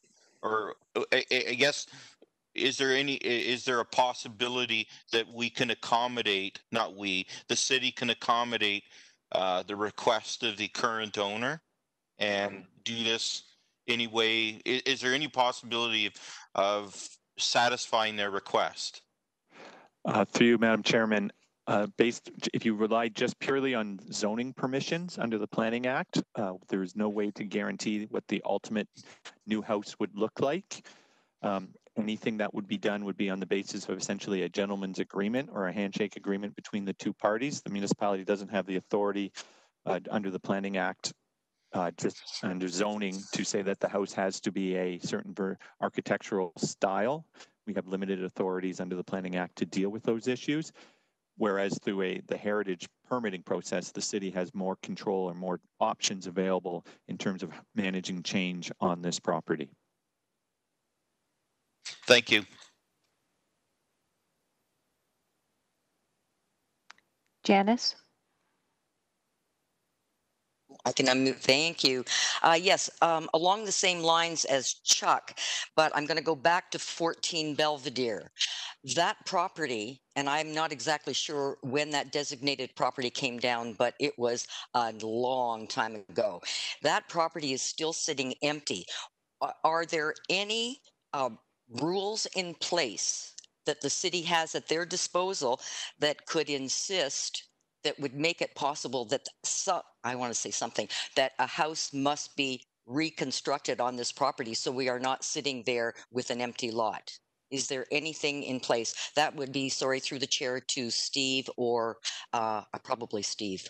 Thank you. Through you, Madam Chairman, I might refer to our building staff who are also, I believe, on today's WebEx call. So they may be able to clarify under what authorities the building commissioner has under demolition control. Alternatively, we could look at entering into an agreement with the owner as a condition of a heritage permit that the replacement dwelling be constructed within a certain time period and require essentially a letter of credit or securities to ensure that those works happen. But I'm not sure if Ed or Frank Peter might have any additional details that they may want to share with the committee. Thank you, Steve. I think I'm on. My name is Ed Van der Wind. I'm the Chief Building Official here in the City of Hamilton. And welcome to my office, and pleasure to meet you all. It's my first time at a Heritage Committee meeting. This is very interesting. For properties that are to be demolished, especially residential properties, we would require the homeowner to post a $20,000 deposit registered on title, and they would have to rebuild the home within 2 years. And we would enforce that through the building permit demolition process. That plan must come into our office prior to the demolition permit being issued. And then we would proceed to issue the demolition permit with the promise of the house being rebuilt within 2 years.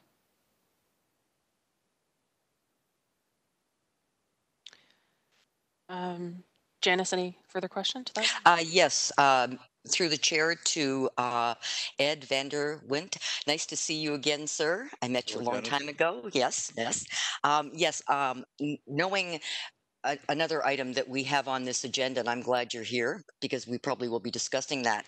A $20,000 deposit is the price of doing business, in my estimation. Are there, and a building within 2 years, if they don't, then that's where they get hit with the $20,000, and then I guess it starts all over again. Are there opportunities that we may revisit this and perhaps have some changes going down? Because right now, not a lot of, I don't feel really good about that, because it is so easy to just walk away, because $20,000 and build within 2 years does not cut it for me. Thank you. Thank you, Janice, for that comment, and to the chair, to the committee. I should correct that. $20,000 would go on their taxes if they don't build within 2 years. But it's a Planning Act requirement. It's gone through the Planning Act process, not through the Building Code Act. Okay, thank you for clarifying that. Councillor Pearson? Thank you, and thanks, Ed, for joining us today as well. So I guess my question is then, because the comments and discussion now is with regards to the Belvedere House. So did it not meet that criteria, or did this house come down before that regulation came in for the 2-year requirement? I'm not familiar with the process right now. I have to look into that property and find out what happened on that one. Yeah, because I think, if I remember, I think it's within the last 10 years, even less, that the the requirement came in under the Planning Act to require a house to be built within 2 years of a demolition permit, or the $20,000 goes on the taxes. Am I correct as to that timeline? Yes, I think that house, I'm just getting notes here from my staff here, it was demolished in 1997. Okay. It was demolished prior to a permit being issued. That's correct. Correct. So it was before the process came in that we have now. That so yes. Right. So I just want to be sure, because I think Janice or someone raised the question, why they haven't had to build back on that property is because there was no requirement at that time. And I know we've had situations even in Stony Creek, because land can sit vacant. And the whole rationale, I think some of the issues came about, especially in the downtown core, of buildings coming down, no requirement to put something back, and creating parking lots. Am I correct? Yes. And that's how it started. And just to add to that, Councillor, the demolition control bylaw came into effect 2009. Yeah, so it was 12 years right after that particular home. Yes. Right. So I said it was about 10 years, 10 years ago. Not bad. Yeah, okay. Appreciate that. And I'm not sure where we're going today with regards to Progreston Road, but I'll keep listening to the comments. But I'm just wondering if somebody might want to make the suggestion of referring this back and offering the opportunity of visits or whatever else, and reviewing the whole recommendation from staff with a light to bringing it back to committee. I'm just going to offer that out there. Thank you. No, thank you, Councillor Pearson. Thank you. And actually, I have a question to staff. So we have the notice of intention to designate, and it has the statement of cultural heritage value and interest. So there's some questions of items that are listed in there. And I think part of our discussion that we've talked about has been the significance of the cultural landscape. Is there enough verbiage in that statement of cultural heritage value that would pick up protecting the barn and the landscape, and so if the home is demolished, that we can still protect the actual cultural landscape? And this may tie into what Councillor Pearson said about maybe revisiting. Hello, through the chair. So the way that the current statement is laid out, yes, there's verbiage in there that would protect the bank barn as well as the landscape. But do we need anything specific about the siting of that house and its location on the property and within the road setbacks? The verbiage of the statement of significance does say its location within the landscape, so it already addresses that. Okay. Other comments or questions?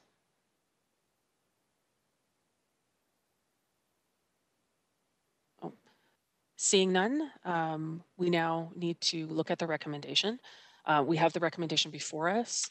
Is there any suggestion of amending that recommendation, or are we voting on the recommendation as provided by staff?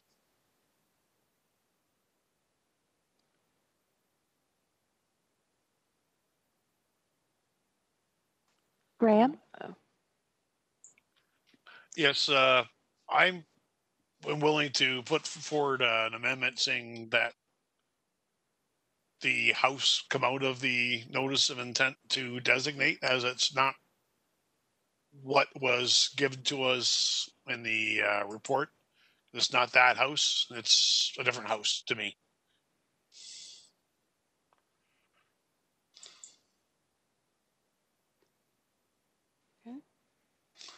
I see Tim Ritchie as well. Tim?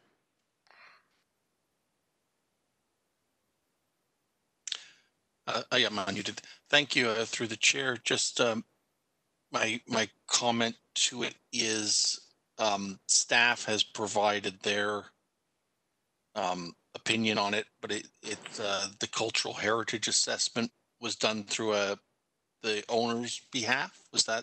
I'm a little confused on that frontage. The information we received. I don't know if we.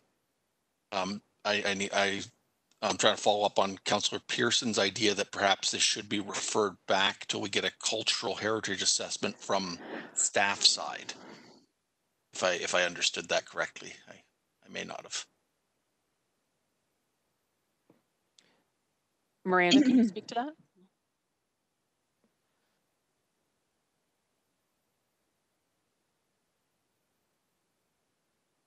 So through the chair, the cultural heritage assessment that was provided with the notice of rejection was commissioned by the owner, Jack Dennison. I would refer back to Councillor Pearson to clarify her meaning of what she was referring to earlier. Thank you. Okay, so my clarification was I heard some comments that some members or others would like to go and have a site visit of the property to better understand what features are eminently important to save, etc. And just get better clarification. I believe, as a comment was made earlier, that maybe we're just rushing through this, that we maybe just push the pause button and say, okay, let's just table this.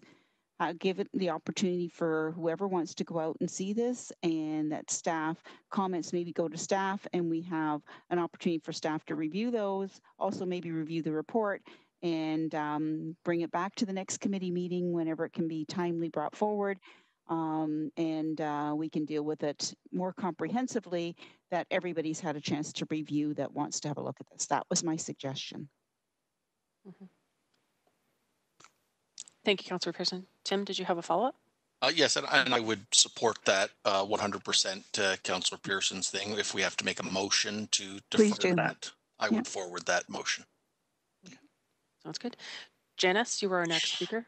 Yes, through the chair, I'm going back to Graham, and I definitely can support Graham if Steve will again go over the fact that if the house had to come down, this still would go to permit. It would have to go to permit review because the property itself is designated, and then ultimately to Hamilton Municipal Heritage Committee, then to council, and planning, and then council.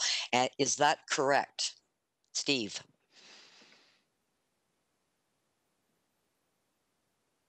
Steve there? I'm clicking all my buttons to get re-engaged to speak. Sorry. With the issuance of the NOID, the property is effectively designated under the Ontario Heritage Act, and any alterations to the property would require a heritage permit. So at this point in time, if the property owner was seeking to demolish one or more of the designated features on the property, that would go to Heritage Permit Subcommittee, then to Municipal Heritage Committee, Planning Committee, and Council if it was a complete demolition of a building or structure on the property. That is the current requirements with the issuance of the NOID earlier this year. And it is through that heritage permitting process that the committee and ultimately council can impose any conditions that they sought to attach to the issuance of that heritage permit to allow for a demolition of one or more of the designated features on the property. Thank you. Janice, do you have a follow-up? Oh, no, sorry, get my hand out of there. That's okay. Any other speakers? I see Graham. Okay, so the way I understand it, if we go forward with the designation process the way it is now, we have more control over what Mr. Dennison builds later, because we can handle that through the heritage permit review. Is that correct?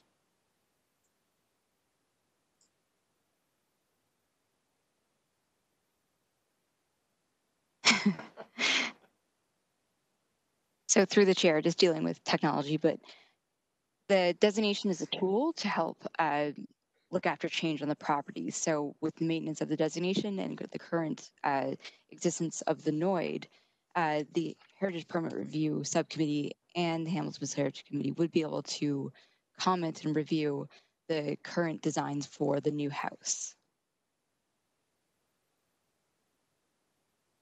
And I should also note too that the next Hamilton, the Permit Review Subcommittee is on September 15th. So this would be able to be achieved fairly soon if that's decided to go forward.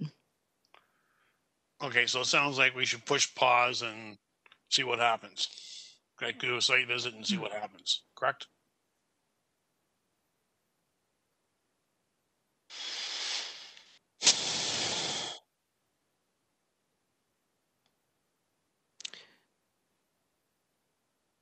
So Councillor Pearson has given a suggestion of a recommendation to allow time to review. Is that what the committee would choose? I think Bill has a question. Bill? I've unmuted. I've unmuted you. Oh, okay. Thank you. Yeah, I'm just a little bit confused about exactly what's happening here.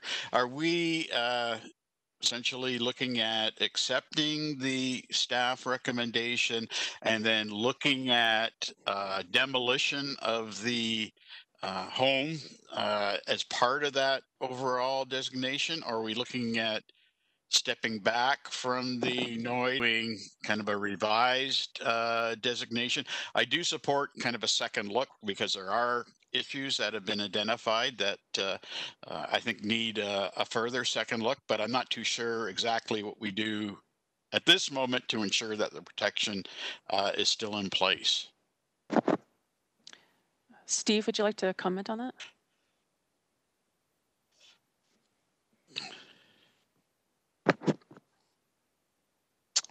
Through you, Madam Chairman. So staff are recommending to a designation essentially, or the NOID be retained. That could be an alternative that committee could just defer this matter for one agenda cycle and to give the members, one or more of the members, an opportunity to do a site visit. And then we could resume this consideration of this matter at the September Heritage Committee meeting. What I just indicated was that the demo or the designation of the property in no way precludes council from issuing a heritage permit to allow for the demolition and replacement of the one or more of the existing heritage features on site. It just becomes an additional tool that is available to council for managing change on the property should they proceed with the designation. Thank you.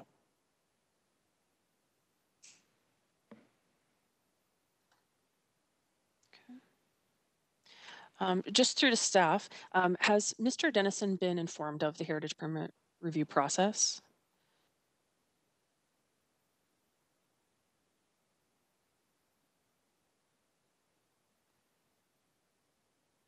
Through the chair, we have mentioned it, but we can provide him with the fulsome details of the exact process.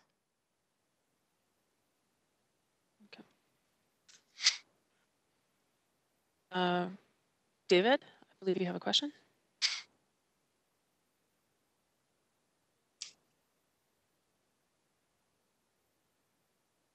David, we can't hear you. Please unmute your headset. You are unmuted on this end.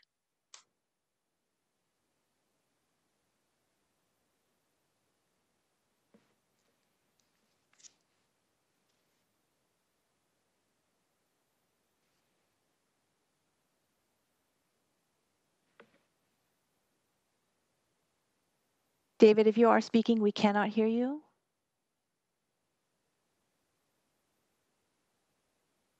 Try unplugging your headset, please.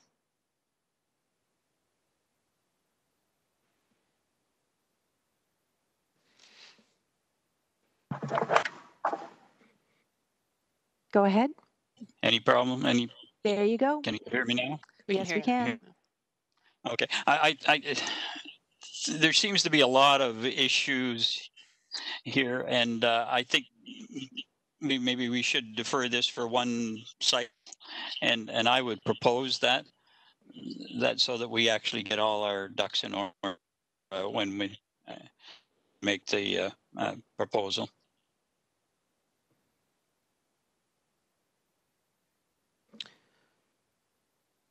Thank you, David. And I think we have quite a number of members that appear to be leaning that way. So, Madam Clerk, yes, in regards to this recommendation, if we choose to defer, do you need to review the recommendation and as listed, or do we just amend it with deferral? How would you like to?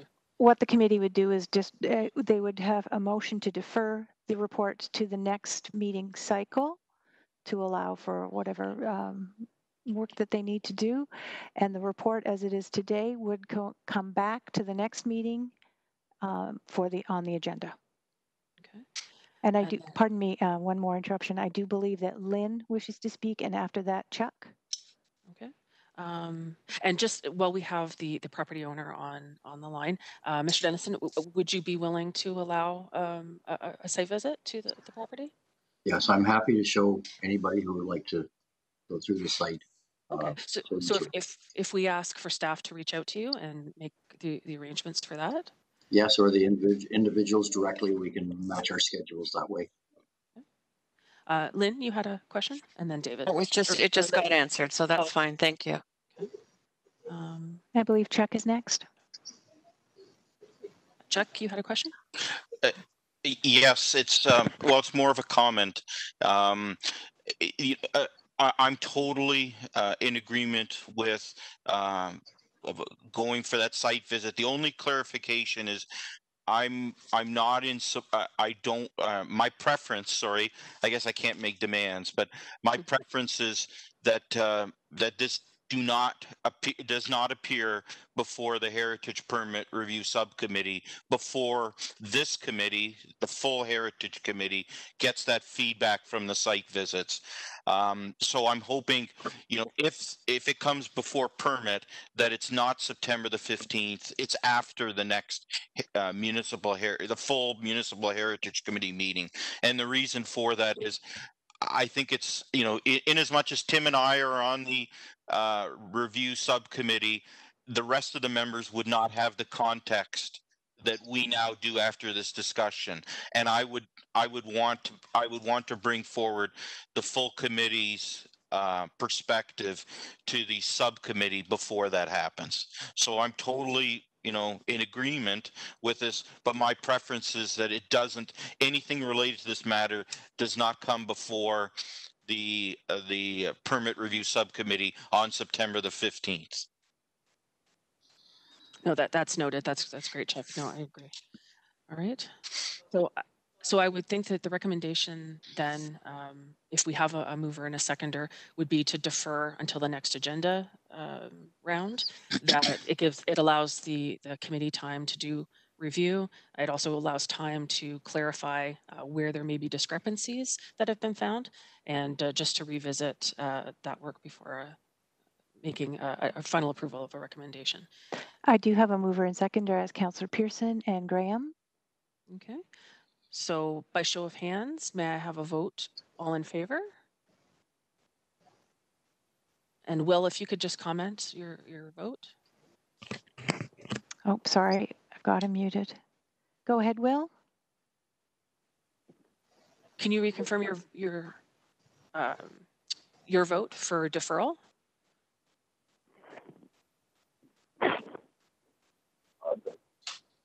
Positive, okay. And any opposed? By raise of hands, any opposed? Seeing none. Thank you, everyone. I know that was a lengthy discussion. Thank you very much, Mr. Dennison, and to the consultant team. Really do appreciate your feedback on that. And so within the next month, we'll get some additional review done. Sorry, is the date of the next committee meeting then September 15th? No, actually, Lorraine, could you clarify that? I can. Just hold on one moment, please. I believe it would be that week. It is, in fact, as soon as I get there.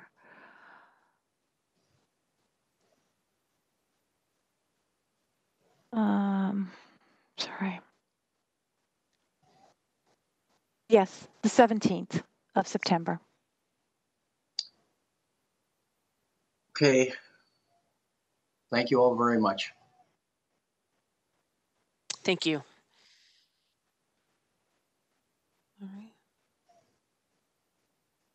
And you can feel free to leave the meeting if you wish, or if you wish to stay and watch the rest, you're more than welcome to. I'll just ask you to shut off your video if you do so. Okay. All right, so now we move on to our item 10.2. It's our 2020 work plans for the working groups at the Hamilton Municipal Heritage Committee. And we have item 10.2A as our Education and Communication Working Group work plan, and 10.2B, which is our Inventory and Research Working Group. Is there any discussions in regards to those work plans? I see Janice has her hand raised.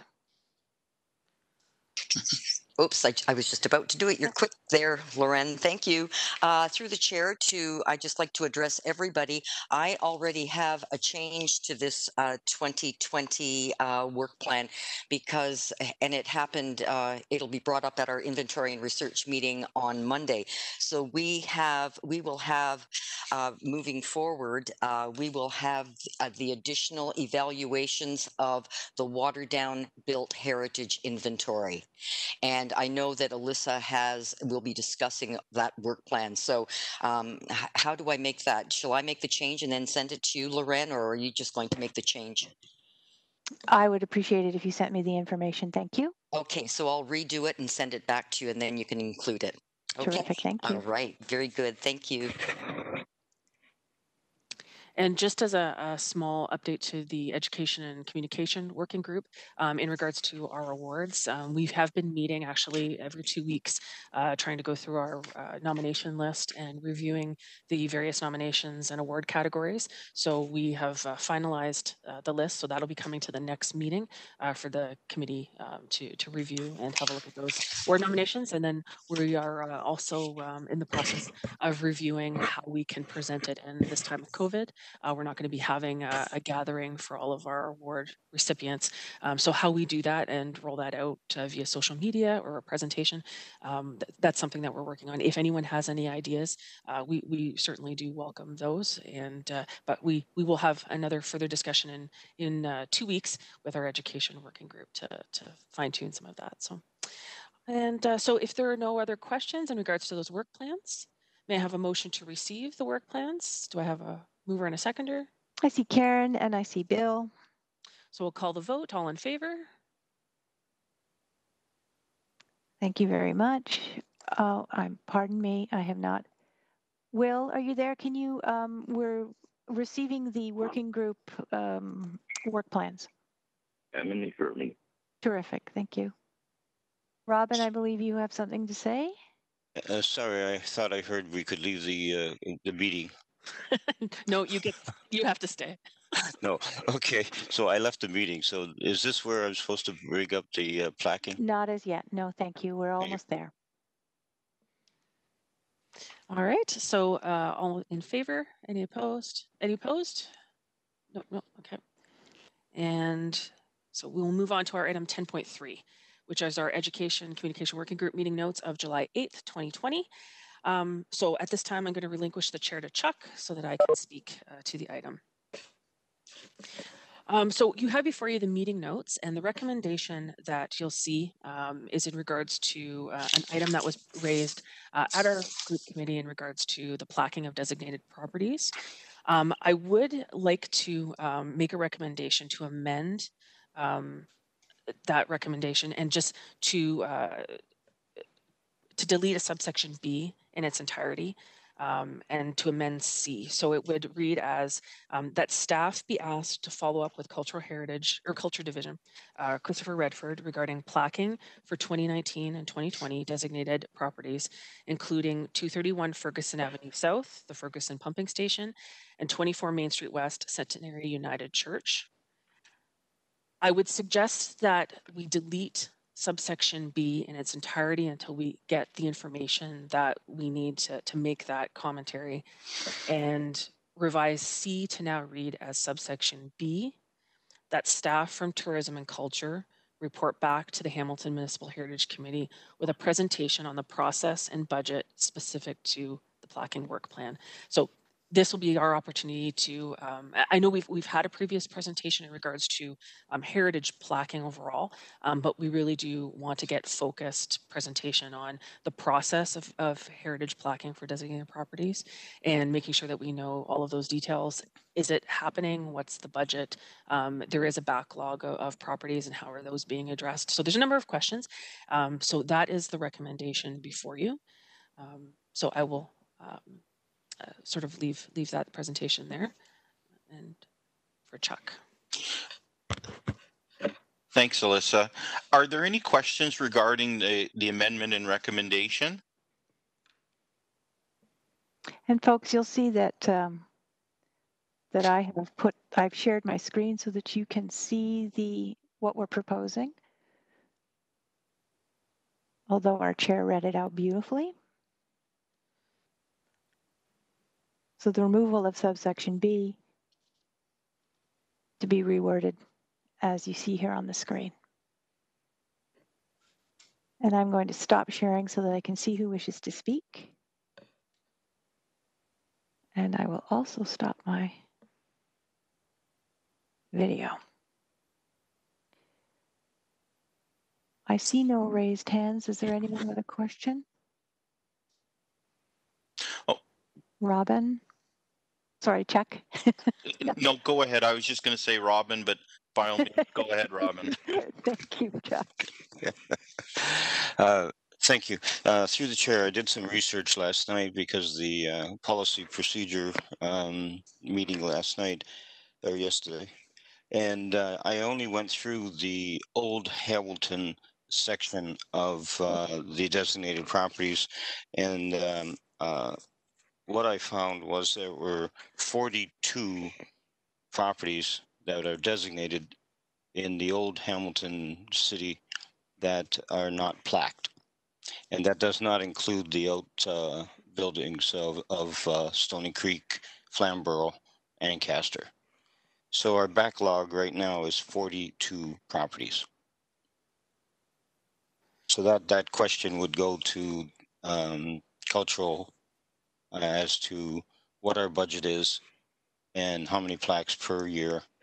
And my other question earlier to staff was what designations were taking place between 2010 and now, and which ones of those were plaqued, because the policy is the priority is the most recent designations should get plaqued first, and then go to the backlog of the leftover budget.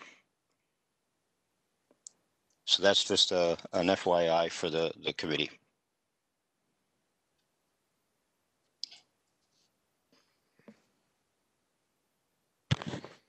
I believe staff's here. Alyssa Golden, nice to see you.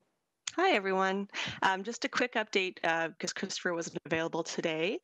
He did give a verbal update, just that when he had spoken to the broader placking process, I think it was just last April, he had given an update about the interpretive panel process where there's a call for proposals. There's a theme every year.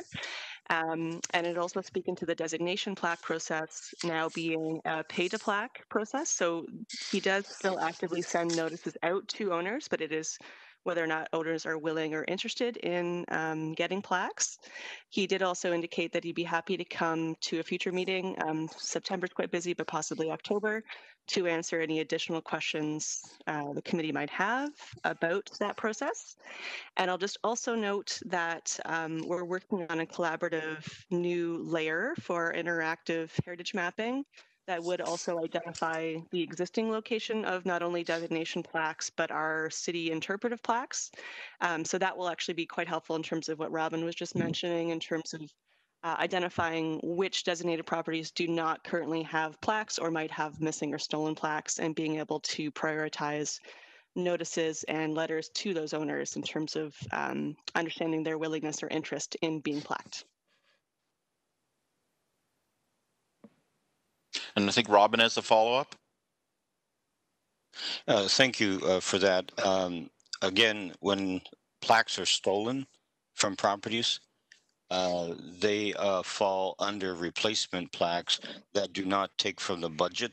They go from insurance because the plaques are owned by the city. So they go under the city's insurance replacement. So it does not take away from any of the budget of a new plaque that's being produced.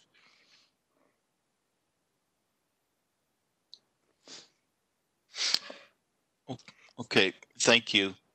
Are there any other questions regarding the original amendment as outlined by Alyssa? If not, we will conduct the vote on the amendment that Alyssa outlined by a show of hands or verbal response. Can I have a show of hands for all in favor? Positive. Thank you, Will. Thank you, everyone. Will. And is there any opposed? No opposed, so it's carried. Now let's move on to the working group notes as amended. I'm asking to conduct a vote on the working group notes as amended, also by a show of hands or verbal response. So all in favor, can I have a show of hands? Positive. Thank you, Will. And opposed, or any opposed? And it's carried as well. So thank you, and I'm going to hand it back over to Alyssa for 10.4 in the agenda now. Thank you. Thank you, Vice Chair Dimitri. Thank you very much. So item 10.4 is the Ancaster Village Heritage Committee respecting demolition control as a positive force, referred from July 7th, 2020 from the Planning Committee. And as it was noted, this was referred to us from the July 7th meeting of that Planning Committee. And we have Patrick McDonald and Jennifer Schreier, who are also attending to answer questions. And through the chair, might I add that we also have building staff. My apologies, Madam Chair, I did not put that in your procedures this morning, but we also have building staff here to answer your questions. And we have the additional documentation from the Heritage, Ancaster Heritage, consider along with this item. Do we have any discussion, comments?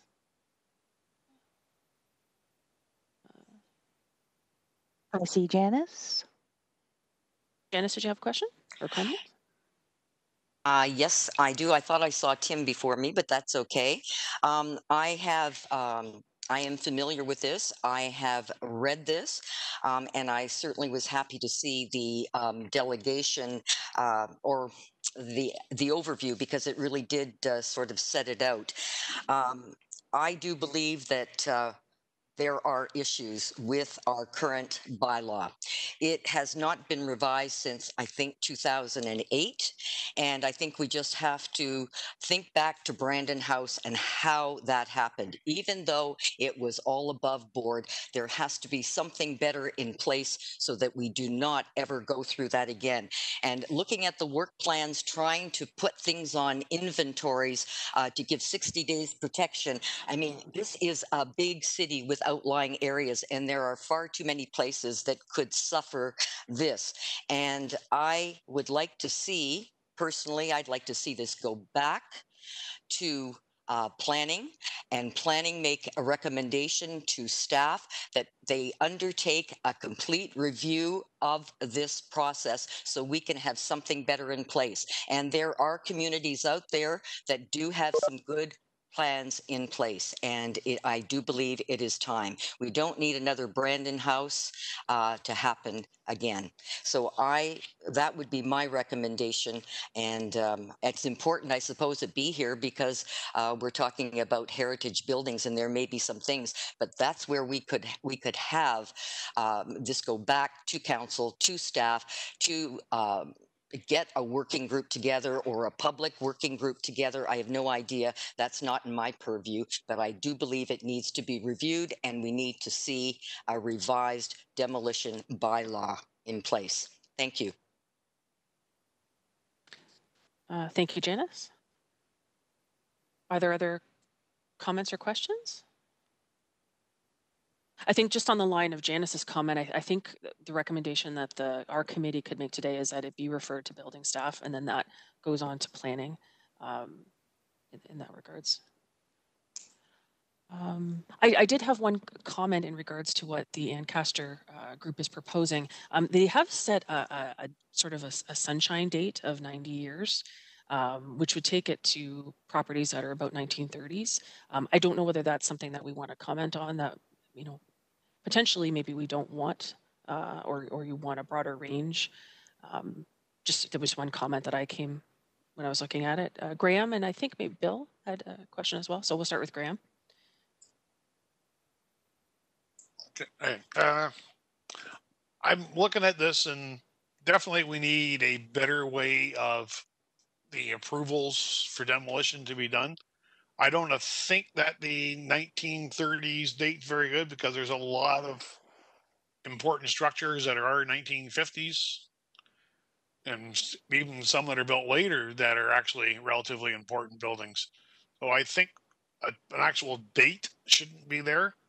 But I think almost every house that a demolition permit comes up for, we should somehow hear about it and put a quick little word in, whether it's they feel is important or not. We just say, yes, we should be looking at protecting it or not. My personal feeling, whether it's the committee's feeling or not, I don't know. Okay. And actually, I apologize. Tim, did you have a question? Shockingly, I didn't. I was just having a stretch. Oh. didn't want to leave you out. Bill, you're next. Well, before I stretch, I was quite impressed with the work of the Ancaster Village Heritage Committee. They did a lot of work on this and certainly put something forward that makes sense. I think it is worthy to take another look at the demolition control bylaw. It certainly makes sense, and if we have opportunities to strengthen that, we should do that. And perhaps rather than going to planning committee, maybe just ask staff to take a second look at that and try and move it forward a little bit quicker in terms of opportunities for strengthening the controls and looking at opportunities to ensure that demolitions don't occur, that we just end up with vacant properties that really detract from the quality of the neighborhood. Mm-hmm. Oh, thank you, Bill. And just through to staff, would this be something that maybe policy and design needs to, if a report is prepared by building staff, that policy and design can review and provide feedback before coming back to Municipal Heritage Committee?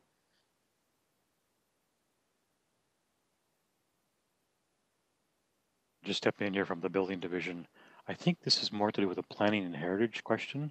The building department reviews the building code aspects of the properties and not so much the heritage and planning policy for process.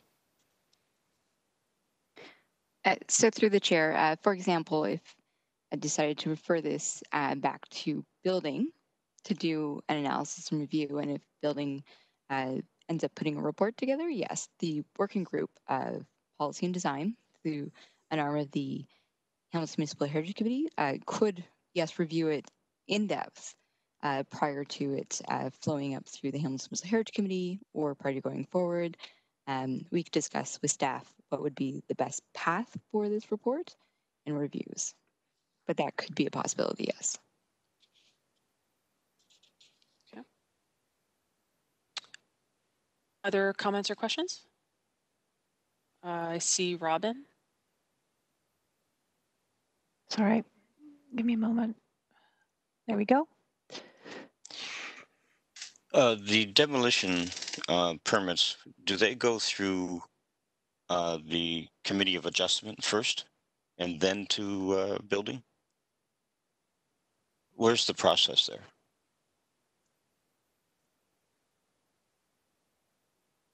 It's Ed Vanderbilt back on the line again, and maybe I can just go through a little bit of the process. Can you hear me okay? Yep. Okay, that's great. There are a number of acts involved here, the Planning Act, the Heritage Act, and the Building Code Act. And the Building Code Act is very prescriptive in how it operates. And as a little bit of background, the Building Code Act and the associated regulation, the Building Code, is a permissive document. In other words, when people apply for a building permit for, let's say, a dwelling, and they meet the requirements of the building code, that means they've given us plans that meet the regulatory requirements, they paid the fees, and they met the applicable law requirements, zoning, heritage, Niagara Escarpment, etc., they are entitled to a building permit. To ensure the process goes well in Ontario and that it's expedited as quickly as possible, the province has put in place in the building code regulatory timelines that we must respond to an applicant. So for example, when you apply for a dwelling, we must respond to the applicant within 20 working days with either the permit or reason why we can't issue it. And then we issue a letter of deficiencies that must be prepared on the drawing application. The same is so for the demolition permit. So when somebody applies for a demolition permit for a dwelling, the Building Code Act prescribes to staff you have 10 days to respond to that application. It means either you issue the permit because they are entitled to it, or you give them a reason why you have to deny it. So if a building is not on the register or it's not designated, the Building Code Act compels the chief building official to issue the demolition permit within 10 working days if they've met all the requirements. That's a hard and fast rule. It has nothing to do with council, with yourself, or with ourselves here at the municipality. It's got to do with the Building Code Act and the prescriptive requirements that the province has put in place. That's the challenge that you have before you. Unless it's on the register, which gives you 60 days to respond to an application, or it's designated, which stops the application moves along as per the process. That's what happened with the Brandon House, and unfortunately it was not on the register or it was not designated, neither of those. So within 10 working days, we had to issue a permit to take that house down. That's the challenge you have in front of you. The work is to get the properties on the register or being designated. Trustfully, that's helpful information to you. No, it is very helpful. Thank you, Ed. Are there other questions? Robin, I see. Yes. Just to follow up then, once those notices come in for demolition, how would the Heritage Committee receive that information so that the we could act on it as quickly as possible?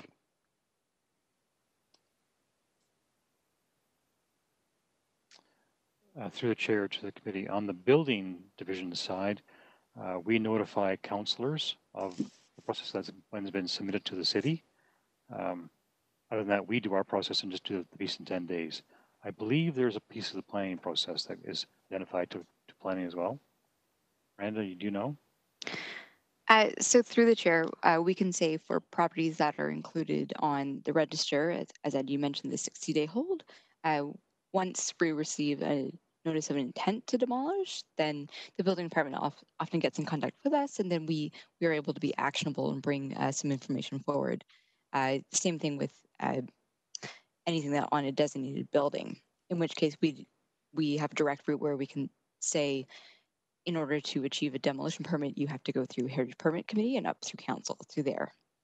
And those are properties that have some form of official status underneath the Ontario Heritage Act.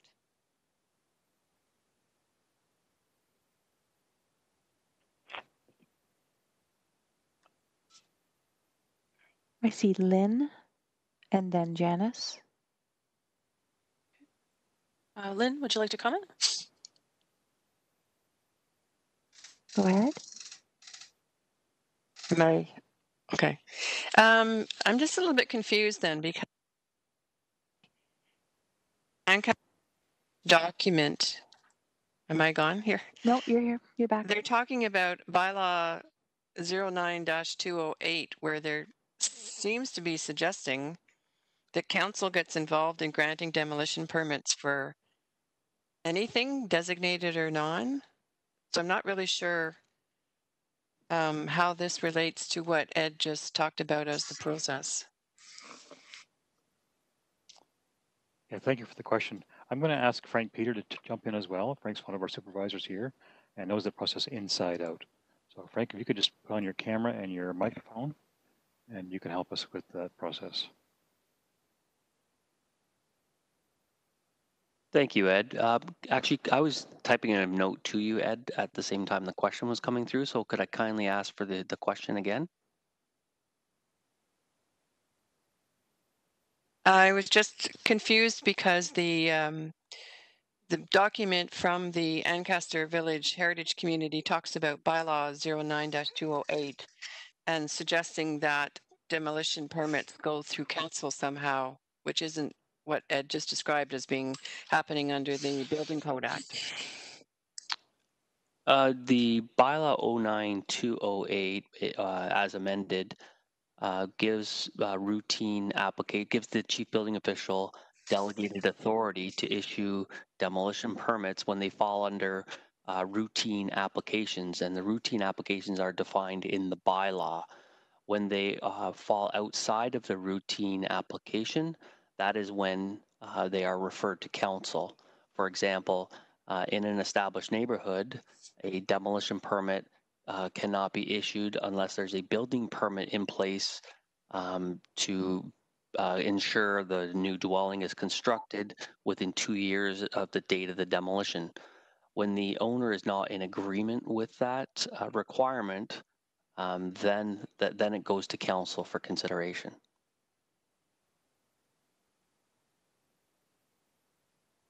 I hope that answered your question. Yes, thank you. Then, so then Janice, you were next.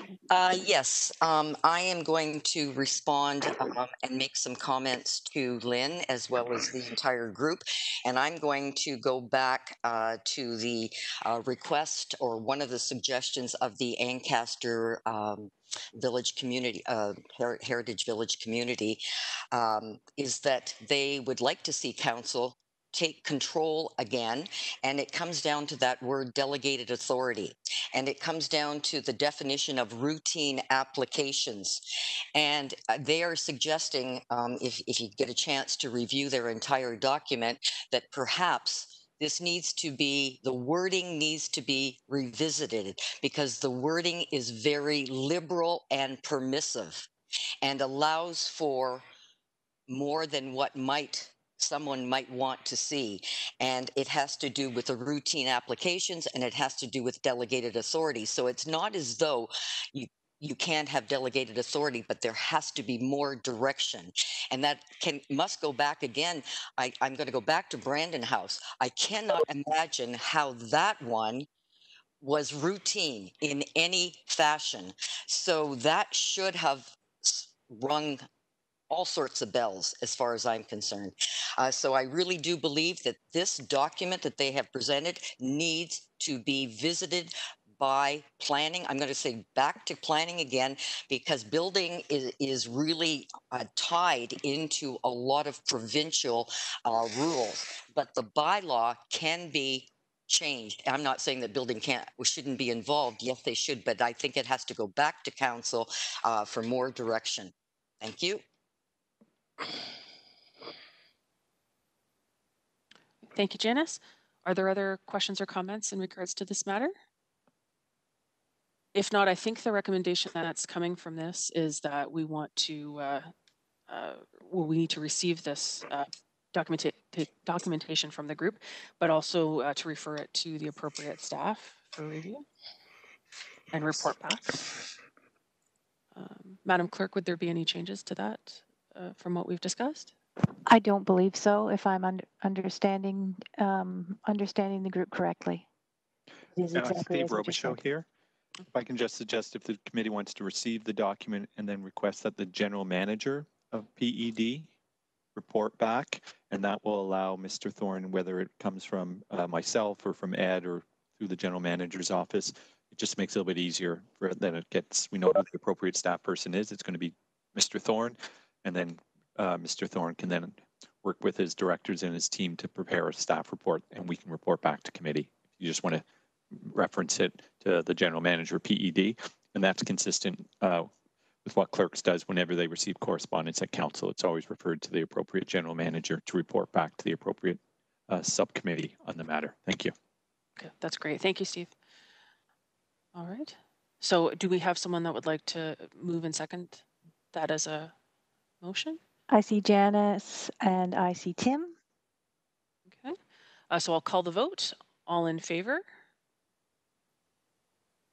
And I am going to, oh, Will is unmuted. Will, can you give your response, please, to the motion? Sorry, positive again. Thank you. Okay. And any opposed? Seeing none, we will move on to our next item. Item 10.5 is in regards to the location of the Cross of Lorraine, located at 828 Sanatorium Road in Hamilton. And Miranda Brenton is here to speak to the information of that report.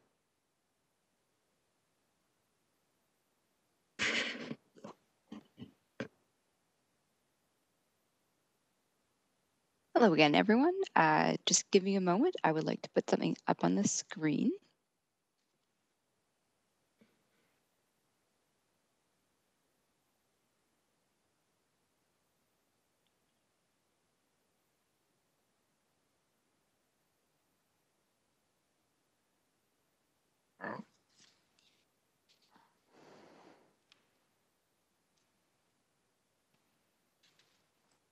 So is everyone able to see this image? Unfortunately, I'm just going to assume yes. It is a clearer version of what was in the appendix. So I was hoping to sort of post this up so everyone can see. So as per the report, this is just an information report regarding a question that was asked at a Hamilton Municipal Heritage meeting back in September 13th of 2018. It was part of the discussion that sort of came forward in response to the proposed designation of the 828 Sanatorium Road. Although the committee supported the designation, there were some additional questions. This report focuses on one of them, and that is the question being that staff be directed to determine the Cross of Lorraine is situated in private property or the escarpment, and report back to the Hamilton Municipal Heritage Committee. So if we can look at this document here, and we can see this little line here, that's actually the Cross of Lorraine. So through a variety of routes, staff have determined that the cross is located on the property associated with the subject property of this 828 Sanatorium Roads. And staff have done a lot of internal communications with different cartographers as well as lawyers to help establish our position that it's located within the subject property.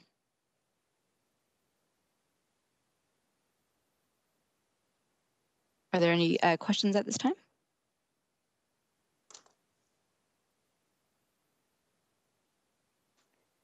I will stop sharing to assist Lorraine. I was just about to say, I don't see any speakers. I don't see anyone using raised hand. Do you want to, anyone need to speak to the item? Again, I don't see any speakers, Madam Chair. Oh, so no. can I speak? Sorry. Absolutely. Sorry. Go ahead. So thank you.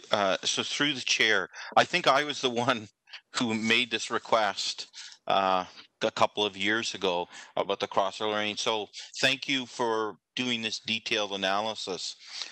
My only question is, I know the 828 Sanatorium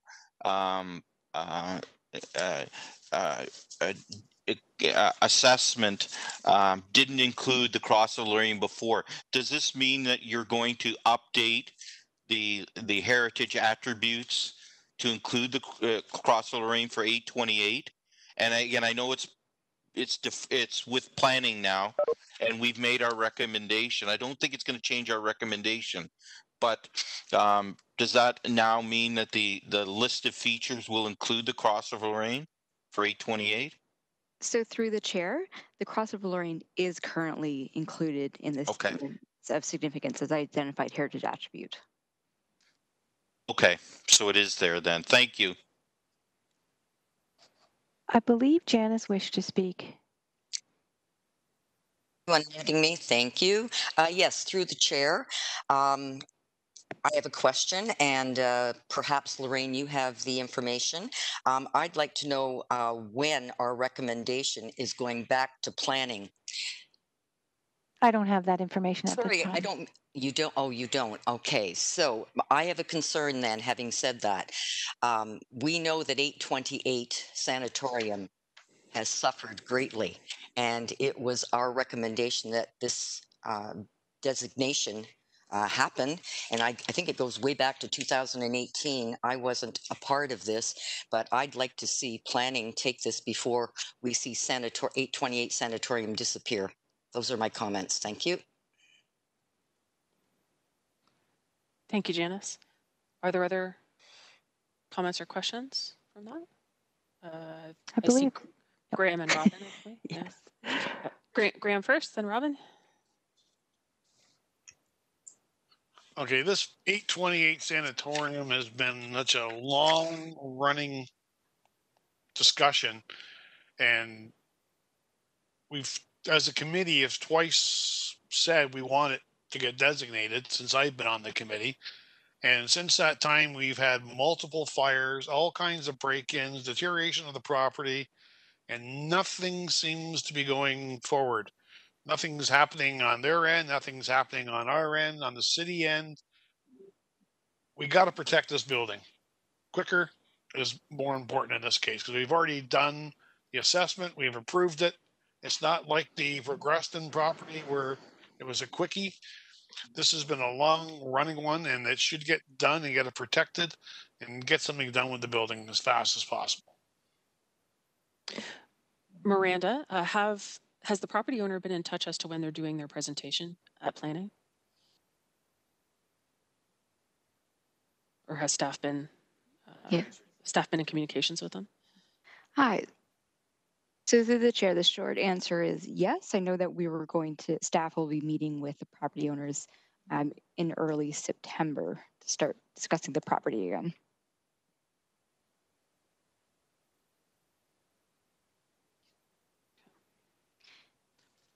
But there's no timing for them to make their presentation just yet? Okay. Robin, you were next on the speaker list. Sorry, Madam Chairman. So we have had preliminary conversations with the property owner after this matter was dealt with earlier this month at council. And the intent is either probably the second planning committee in September or the one in early October for the applicant to put this onto the agenda.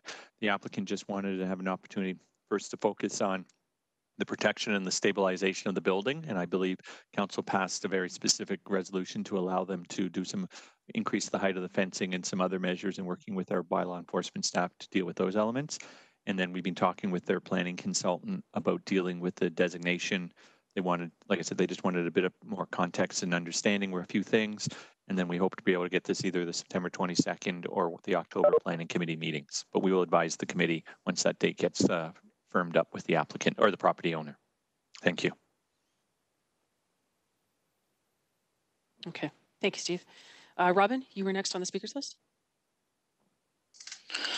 Just an FYI, there was a editorial comment on in the Spectator today on the arsons that are going on around heritage buildings, and it included this building with its main attack lately.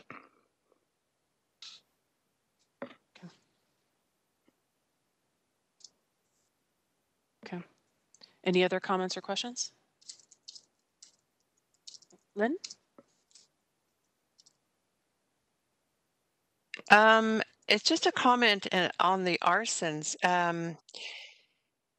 Woodhill, which is a designated house in Burlington, burnt to the ground in July.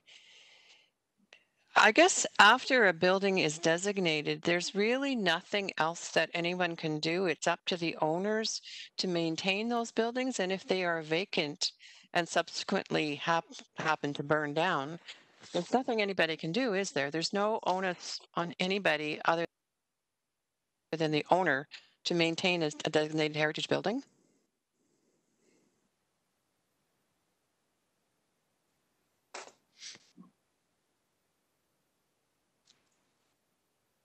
Hi, through the chair. To address your question, Lynn, so for vacant buildings in general, there is the vacant building list, and there's also property standards associated with those that sort of help maintain at least a stabilized condition of the building. And because any property that's designated underneath the Ontario Act, there are additional sections within those requirements to maintain those.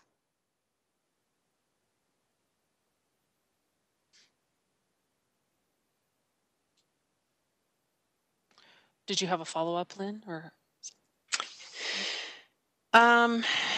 No, I guess if there's a provincial, then I'm not really sure where I'm going with this, because it just seemed a shame that that building was vacant. It had the windows and doors boarded up, but it still was accessible. The power was on, and it was definitely arson. I don't know if it was up to the city of Burlington to follow up if they knew it was vacant. I don't know.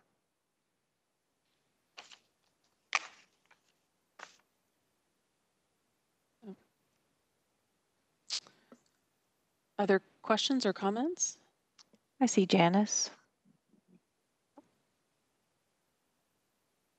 Miranda. Janice, you're on. Oh, am I on? Yes, you are. Okay, through the chair, speaking to Lynn and to Miranda about the property standards and the additional sections and vacant buildings. Yes, I know that those are all there. My concern, and we're going to go back, or maybe a review of those heritage property standards, because if I'm correct, I think they are under the urban official. I think they're under our official plan, and then I think under heritage there are certain sections where those property standards are upgraded. I personally, from what I am seeing with some property owners, this is not strong enough. And I can tell you, just go take a look at 163 Jackson Street West, and that is the Pinehurst building where CHCH is. I have reported that building numerous times, property standards. It is truly shameful. As to what's happened since the developer's taken over. And CH will be gone this spring, so I have no idea what will happen after that. So property standards, heritage property standards, I suggest could be tightened up. That's a review for another time. Thank you. It is. But might be an item for policy and design to put on their agenda just as a placeholder, so we can have further discussion on that. So back to our item at hand, we've got the location of the Cross of Lorraine. So this is just to receive the report. Do I have a mover and a seconder to receive? I see Bill and I see Robin. And if there's no other discussion, may I call the vote? All in favor? And we'll just unmute Will. Thank you for the reminder, Madam Chair. No problem. Will? So this is to receive the report for the Cross of Lorraine. Will, how do you vote?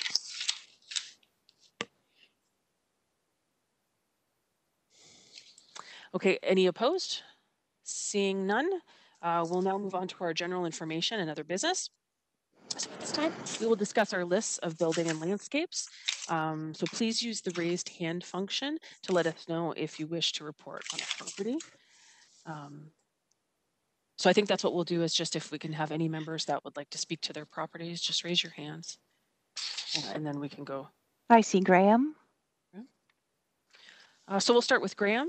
Graham, which properties would you like to discuss today? Long and Bisbee Building, 828 Sanatorium, and the Century Manor. As we've already discussed, multiple fires, entries to Long and Bisbee. Long past time to get some really good protection for it. But Century Manor lately has been multiple break-ins at the site. They're going in through the west side windows, which are covered by plywood. What it looks like they do is they bring hammers along and start breaking the plywood, then pull it off. So maybe it's time that the province look at putting steel screens over the plywood so they keep through it.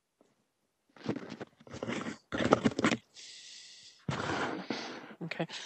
Miranda, have you been dealing with calls with Infrastructure Ontario, or have you been in communication with them of late? So through the chair, I've had a few conversations earlier on, but if there's any issues with the property, it's best to get in touch with them. I do have their number somewhere, but their contact is posted on the building, and they're often quick to respond if there's any property standards issues, even if others are quickly to respond to take them down again. Okay. So I guess should we be communicating with them at the suggestion of the multiple break-ins that they do something more than just the plywood? Yeah, it's mainly on the west side because it's very private, very out of sight. I haven't seen anyone going through the east side or north or south. It's always those windows on the west side that they're going through. So it might be weak frames or whatever as well that's causing a problem. But I've seen it where I've gone in the morning and there's windows are all covered up, and I've gone the next morning and they're broken open.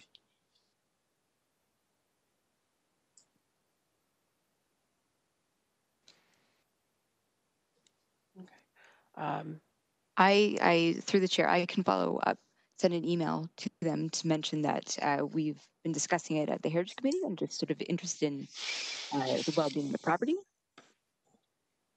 and just sort of maybe start a bridge a relationship between them. Okay, that would be good if you can communicate the concerns. Okay, and then Graham, if you are seeing more damage or any issues with property standards, we'll just keep reporting those. Okay. I've got Janice next. Are we I'm sorry, finished? Graham. I'm sorry. Were you done with the Long and Bisbee building? You're good. Okay. Oh yeah. So Janice. I see Miranda's waving. Hi, Miranda.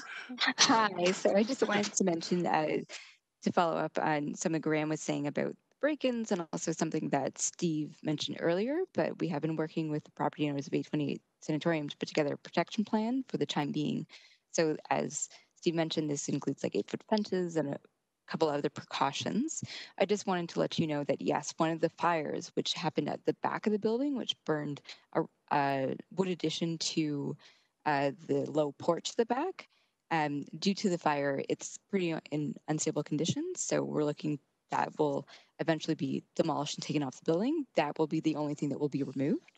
So just to let you know that this will probably happen within the next few months. So don't be alarmed if that's coming down. It would just be related to the fire damaged area. I talked to the property owner. I actually ran into him on the property, or one of the managers, and he had mentioned that. And that's actually a point of ingress for them. They're climbing on the remains of that, going up through a window. So it's actually good to get that away. And the fence is around the property already. Thanks. I just wanted to take the opportunity to make sure that the Hamilton Municipal Heritage Committee was aware of that. Yeah. No, thank you, Miranda. Okay. So I have Janice on my list, and then Robin. I thought it was Chuck. Chuck. It is Chuck. Pardon me, Madam Chair. I'm sorry. It'll be Chuck, Janice, then Robin. Thank you. So I first want to talk, I actually want to talk about both my properties, the one under red and yellow. And I know there's a template out there, and I will promise to fill in the template. I think I said that before. With respect to my properties in a more formal update, because I want to make a change, as I'll talk about. So first one's 13.1.a, the Andrew Sloss house. So I'm going to start up front with a guilty admission here. I've been monitoring this property for a year or so, and the structure that I thought was designated was not the one I was looking at. It's a very, very large farm property in rural Lancaster. and the one that's designated is in an area right in the middle of a large farm, and I hadn't seen it before. It's behind trees. So I've been investigating it in a little more detail, but what's really changed is in the Heritage Permit Review Subcommittee meeting in July, we received a pre-consultation from a person who was saying they were representing both the owner of the property and BD Demolition. So, if you've heard that name before, that's the same company that did the implementation only of the demolition at Brandon House. So he came forward to the subcommittee, looking to see the subcommittee's thoughts on, you know, what are some potential scenarios for that building. And again, it was designated in 1984. It's been unoccupied for quite some time. It's in deteriorated state, unfortunately. You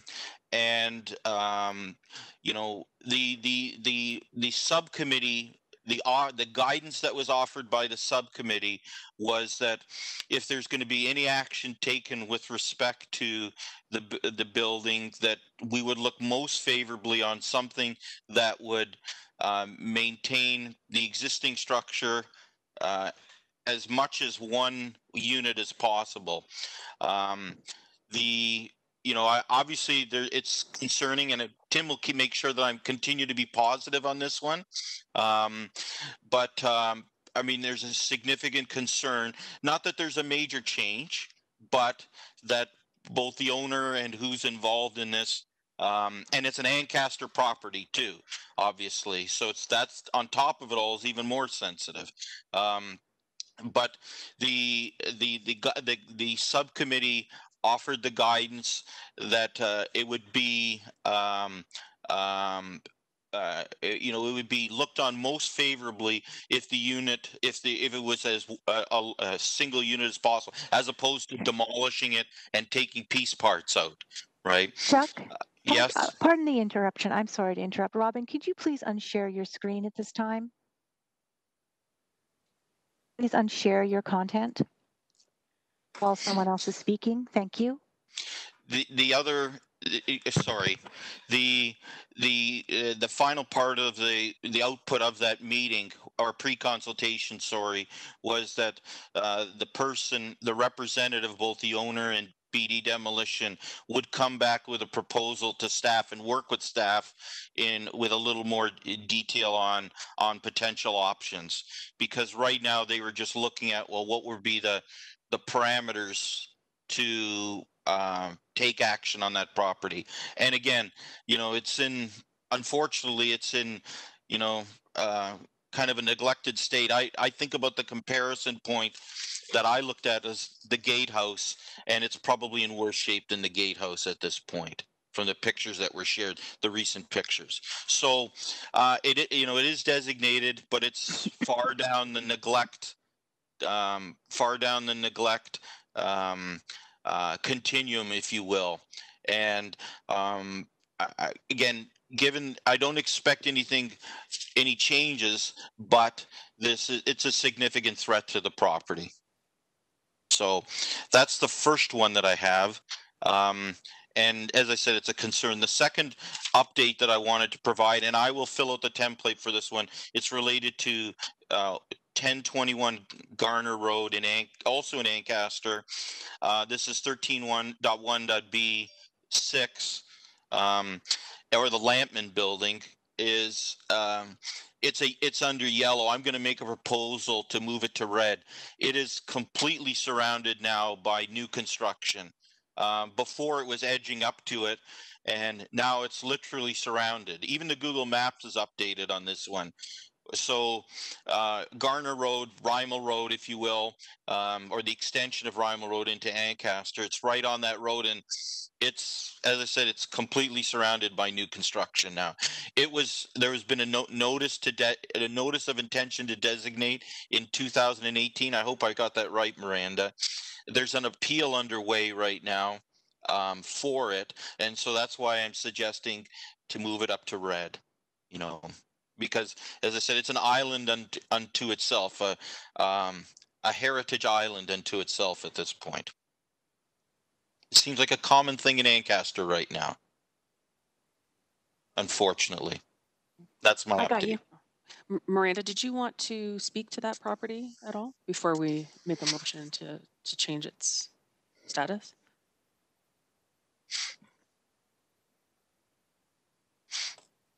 Hi, so through the chair, comment about the Lampman House. Yes. So as Chuck said, he's correct. There's a noise issued on the property and it's currently under litigation. With the property, it's essentially designated, so any proposed changes would require a heritage permit. So it is protected from that respect. So putting it to red, depending, it has the ability for us to control any changes to the identified heritage attribute with the NOID. So putting it in red, if the committee sees fit, you can go ahead with that, but we already have precautions to help monitor the change of the property. Okay. So Chuck, would you like to put forward the motion to move the property from yellow to red? I would like to put the motion together. It's not on really the city. It's on us to have additional awareness on this property. If there's any changes, anything happens. Okay. Do we have a seconder for that motion? I see Tim. And we'll call the vote. All in favor, please raise your hand. And we'll unmute. Oh, pardon me. Will, we're on a motion to move 1021 Garner Road up to the red list. Will, do you have a vote? We may have lost connection with him. Okay. Any opposed? Seeing none, we will move 1021 Garner Road East to the items of red. Okay. Chuck, did you have any more information or comments you wanted to make on properties? I do not. Those are my only two. So this is an action-packed month. Sounds good. Janice, you're next.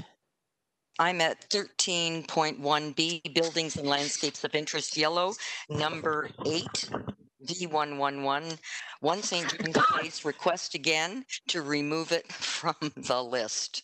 Tim?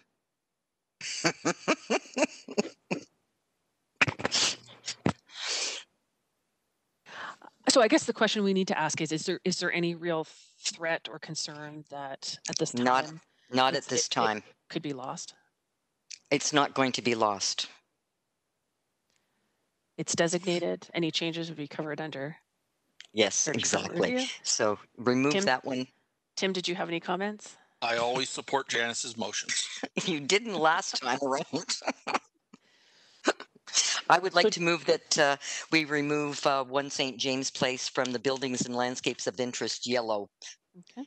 Do we have Tim seconding it? He's got both hands up. Thank you. So I would call the vote. All in favor of removing St. James Place? Any opposed? Seeing none, we will move. Janice, did you have any other properties that you wanted to? No. Okay. All right. Do we have others that would like to speak to their properties? I see no one else wishing to speak on the list. Oh, Robin? Robin's got his hand. Oh, and David. Okay, and Tim? Hi, have we all forgotten how to use raised hand function? Robin, you were... Yes, sorry for that share. I was experimenting. I was looking for the Andrew Sloss photograph that I had. Did you see it? We saw a property. I wasn't sure if that was... Yeah, that was the Sloss one. Yeah. So sorry about Robin, that. going forward, please don't share things like that. It's very distracting and it's disruptive. I can't follow the meeting. If you're I'm speaking sorry to an about that, item, but I did not know I was doing that. Okay, okay, that's fine too. That's fine too. It's my eyesight. I don't know what those things are, so That's okay. I was That's just all right. experimenting. Okay, Madam Chair, pardon the interruption. Oh, no problem. No problem at all. So David? I have an Robert. I have an FYI on Century Manor. There is a Facebook page called Save Century Manor. It's becoming quite political, so you can go on that and take a look. And what did I have to say here?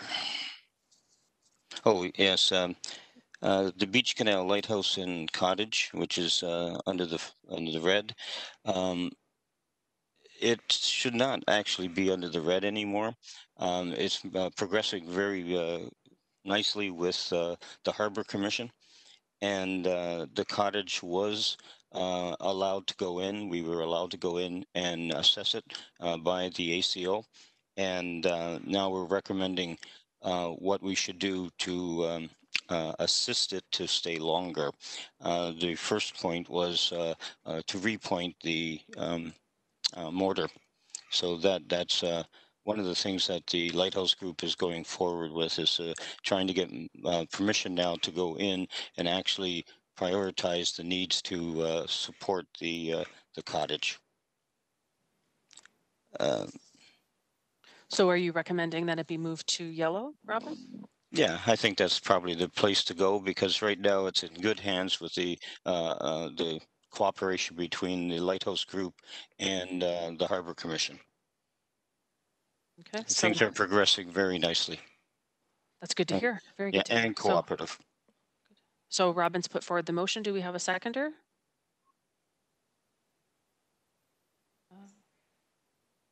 I see Graham. Okay. So we'll call the vote. All in favor of moving that property to yellow? Any opposed? Seeing none. So we'll get that property moved. And Robin, was there any other items you wanted to raise? Under your green with Akmar, number 2, I believe it is, we're still waiting for the city work plan. And the Friends of Akbar are going to have their AGM on October the 29th, 5 to 7 p.m. And we're working on it being a virtual AGM, so that we can have an update as to what's happened under this crazy year of 2020. Okay. Thank you, Robin. Just to staff, is there any information coming forward as to the status of that plan?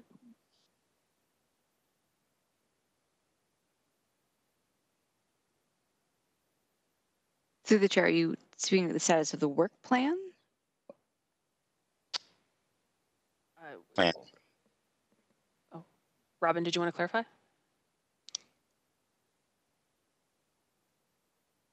Robin? Yes, the city work plan for its use. It's coming from the cultural department. So the new manager of culture, John Summers. John Summers is the fellow that is going to present the update. And we don't know when the work plan is going to be presented to council. So maybe if we could just ask staff if they could follow up and just, see if there's an update on that report. So it's for the usage of the property. And one more is the blacklist, and that's the Akbar Gatehouse. The designation for the gatehouse has been moved to 2020 now with the new list, and it was actually supposed to be designated in 2019, and now it's been delayed again for another year. Yes. Right. So as we discuss that plan will get reviewed. Okay. So next I have David. Yes, can you hear me? Yep. Yes. Okay, I've had some problems this morning here, and I'm getting a double echo. David, that's because you're in the very hard meeting to hear. twice. David, that's because you're in the meeting twice. You and your evil twin. Well, what happened? I keep drop the meeting, and then I have to go back in again. Right. Okay. It's been a lot of issues. I can't find the hand wave function. Not to worry. You go right ahead. As well. I just wanted to bring up, now this goes back some time ago, about the clock tower on James Street. There was going to be some discussion with the developers there. But in the new plan, I don't see anything related to the clock whatsoever. And so I think should have this on the list. This is an important artifact from the City Hall, and I think we should have this here. And I don't know if staff has had any discussion the on this clock, or I didn't hear anything further.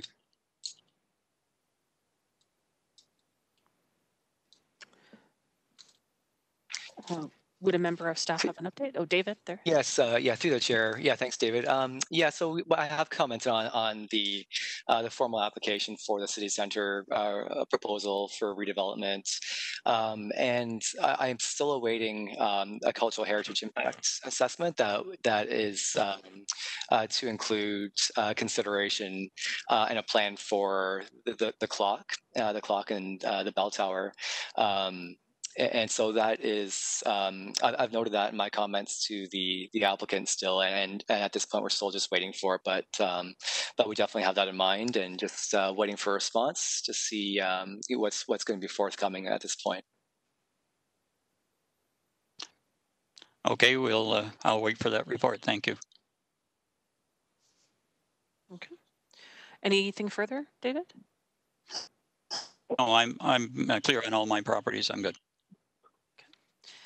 Tim, you're next. Sorry, Tim. Oh, no worries. See, I was waiting. Slow on the go there. All right. It's three things I want to bring up. One, the properties that I look at, there's not much to them except the Hanner Hands. I have been observing it. There had been a lot of construction, but it seems to have petered out. And Treble Hall seems to be doing a massive turnover of commercial business on the main floor, but that's probably expected with the COVID. But what I wanted to add here is three properties that aren't on our list, I don't think, unless anybody's watching the Cathedral Boys School. Does anybody have that as their property, the one across from the No Frills? An article today in the CBC came out of it, and I do remember, I can't remember the date, but it could probably help me. There was a big presentation from the Brothers of Good Shepherd and the diocese, I think, wanting some protections removed from the building so they could do renovation in it. And I know that in the article in the CBC today, they were given $550,000 to renovate the building to turn it into a shelter that's going to move people from the First Ontario Centre into the Cathedral Boys. And I'm wondering where we're at with the designated issues or the designated features on that property, and how much oversight is happening for what might be removed or not. I remember the presentation when there was quite a bit of detailed features in that property. It checked off about 7 of the 9 criteria. So a rushed renovation of this to turn it into more housing or more shelter, I think, might come underneath our watch view. So maybe staff has some updates on what the heritage impact will be on that property. I don't know if it even holds any protection at the moment, or if we sent that back to mine's a little foggy on it, but did we send it back for referral to planning, or did planning defer it back to us? But it is still up in the air, and it probably is a property that should be on our watch list as far as we lose many of these type of schools every year, so I think it should be a fairly high priority if anyone has information on it.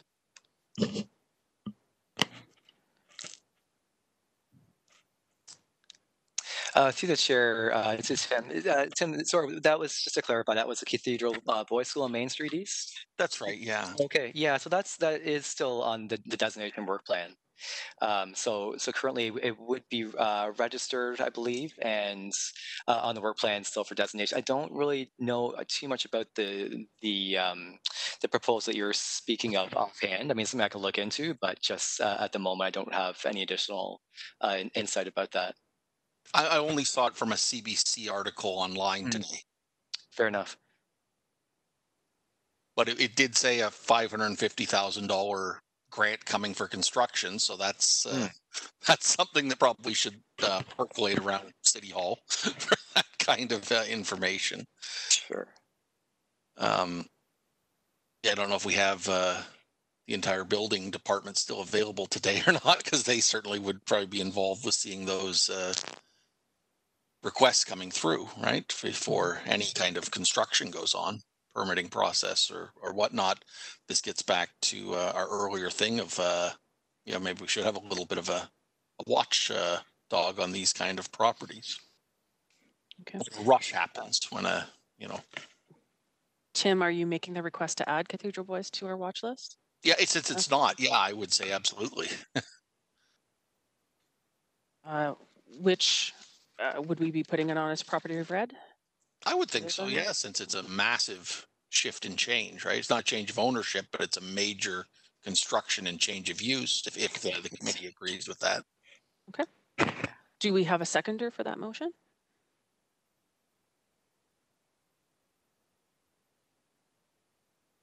I see Graham, but I also think he may wish to speak. I'm not sure.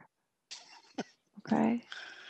Okay, going back to Cathedral Boys, the back section was used as a like a jail detention center for some time. I guess released to the community with some kind of watch. So that's I think it was St. Leonard's Society, Graham. Yeah, but that's the back of that building, right? The new addition to the school they were using. And the diocese basically want us to remove all protections except for one brick where they want to save to say that they can say this is a placking place. They wanted it basically to not be protected.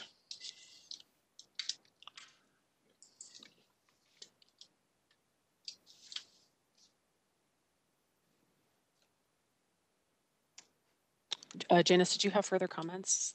Yes, I do have a comment, and it's with regard to the Cathedral Boys School. And I'm not so sure it's major construction. I know that they're going to be housing they're going to work with 45 beds.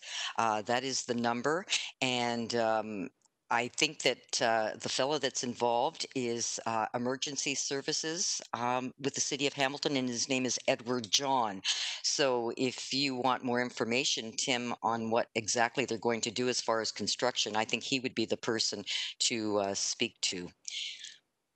That's all. I think they were speaking with Paul Johnson too, as well. I think they're in the same department. Yeah. So any other comments in regards to Cathedral Boys? Graham, were you going to second that motion, or were you just putting your second that motion? So to add Cathedral Boys onto the list of red, can I, by show of hands, all in favor? Any opposed? Seeing none, we will add that to red. And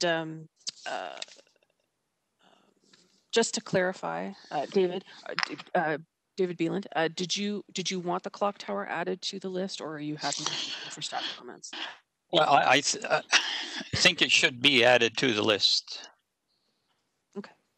And in my original statements, I did say that the tower itself wasn't that important, but it was clock and the integration of that clock into a new development.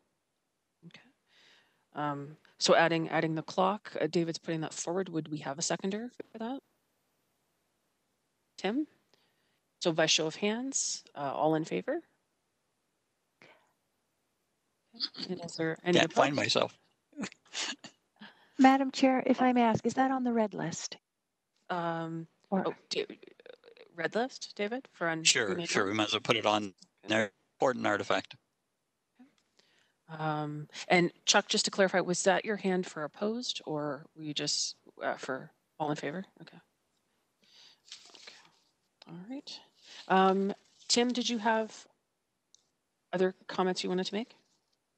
Yes, and then this kind of that one was the big one, and since I've been in my neighborhood and looking at the what's the one I just talked about, Hanner Hands, it came across our permit review the other day, and it made me think the Firth Brothers building is getting a wonderful restoration.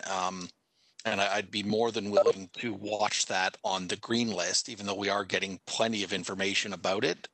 And also a building that's kind of slipped past us, even though I see it all the time, is the Cannon Knitting Mills in the middle of our city here. It might be the most pivotal heritage restoration or building for the city at large. And we've kind of, I mean, I see it every day out my window, but it's like you start to blot out this elephant in the room. But I would like that to be added on to my watch list in the yellow zone, maybe. I don't know where it's at. I know there's been lots of talk of a potential designation coming down and negotiations with developers, but yeah, I would be more than willing to update and keep an eye on that as well. Okay, and I think with the Cannon Knitting Mills, because there's been some presentations put out there as to significant changes to that building, new construction, and I know there's a lot of graffiti, and I think that's another building where there's points of access that people are getting in. So definitely, I think that deserves being added to the list. So we'll deal with them separately. So you had mentioned the Firth building, adding it to the green list. So Tim's put that forward. Do we have a seconder for the Firth building?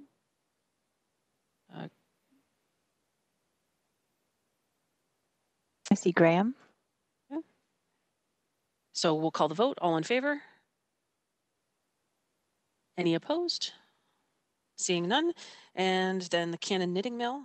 So for adding that to the list in yellow, again, put forward by Tim, seconded by Janice. Okay.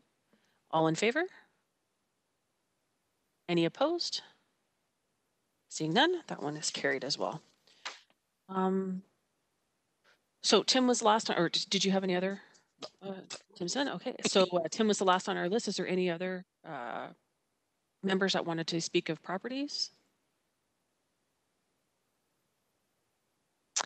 I see no further speakers, Madam Chair. All right.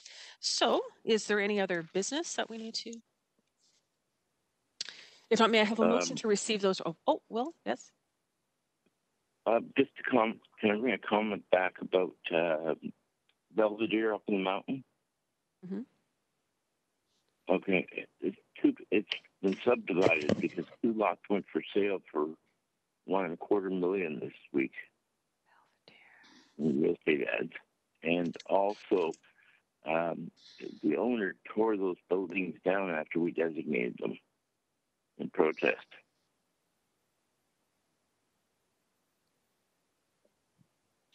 I remember who it was.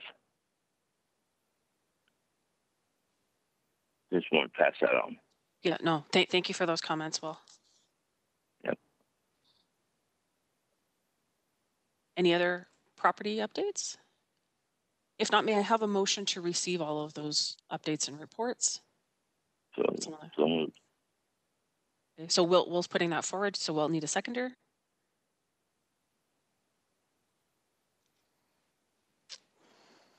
Lorraine, do you have? Oh, sorry, I saw Janice. Yeah, okay. Pardon me. I just wanted to double check. I know. All in favor? Any opposed? Carried. Okay. So if there is no other business, no other updates, we're moving on to our adjournment.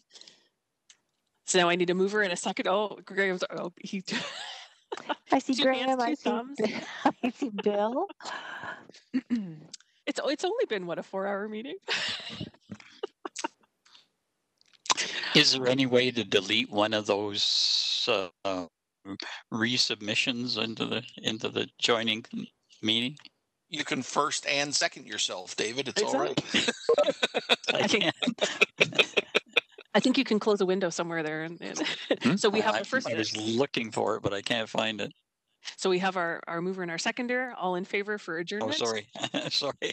I didn't realize we're in the middle of a vote. I know it's been a long day. I thank you everybody for all of your time and for going through those items. And we will see everyone at our next working group or our next Municipal Heritage Committee meeting. Thanks, everyone. Thank Enjoy you. the rest of your week. Good meeting. Thank you. Bye, everybody. Bye. Have a fun weekend. Thanks. You too. Bye. Okay. Bye. Get me out of here. Thank you. Thank you. Ding, ding, ding.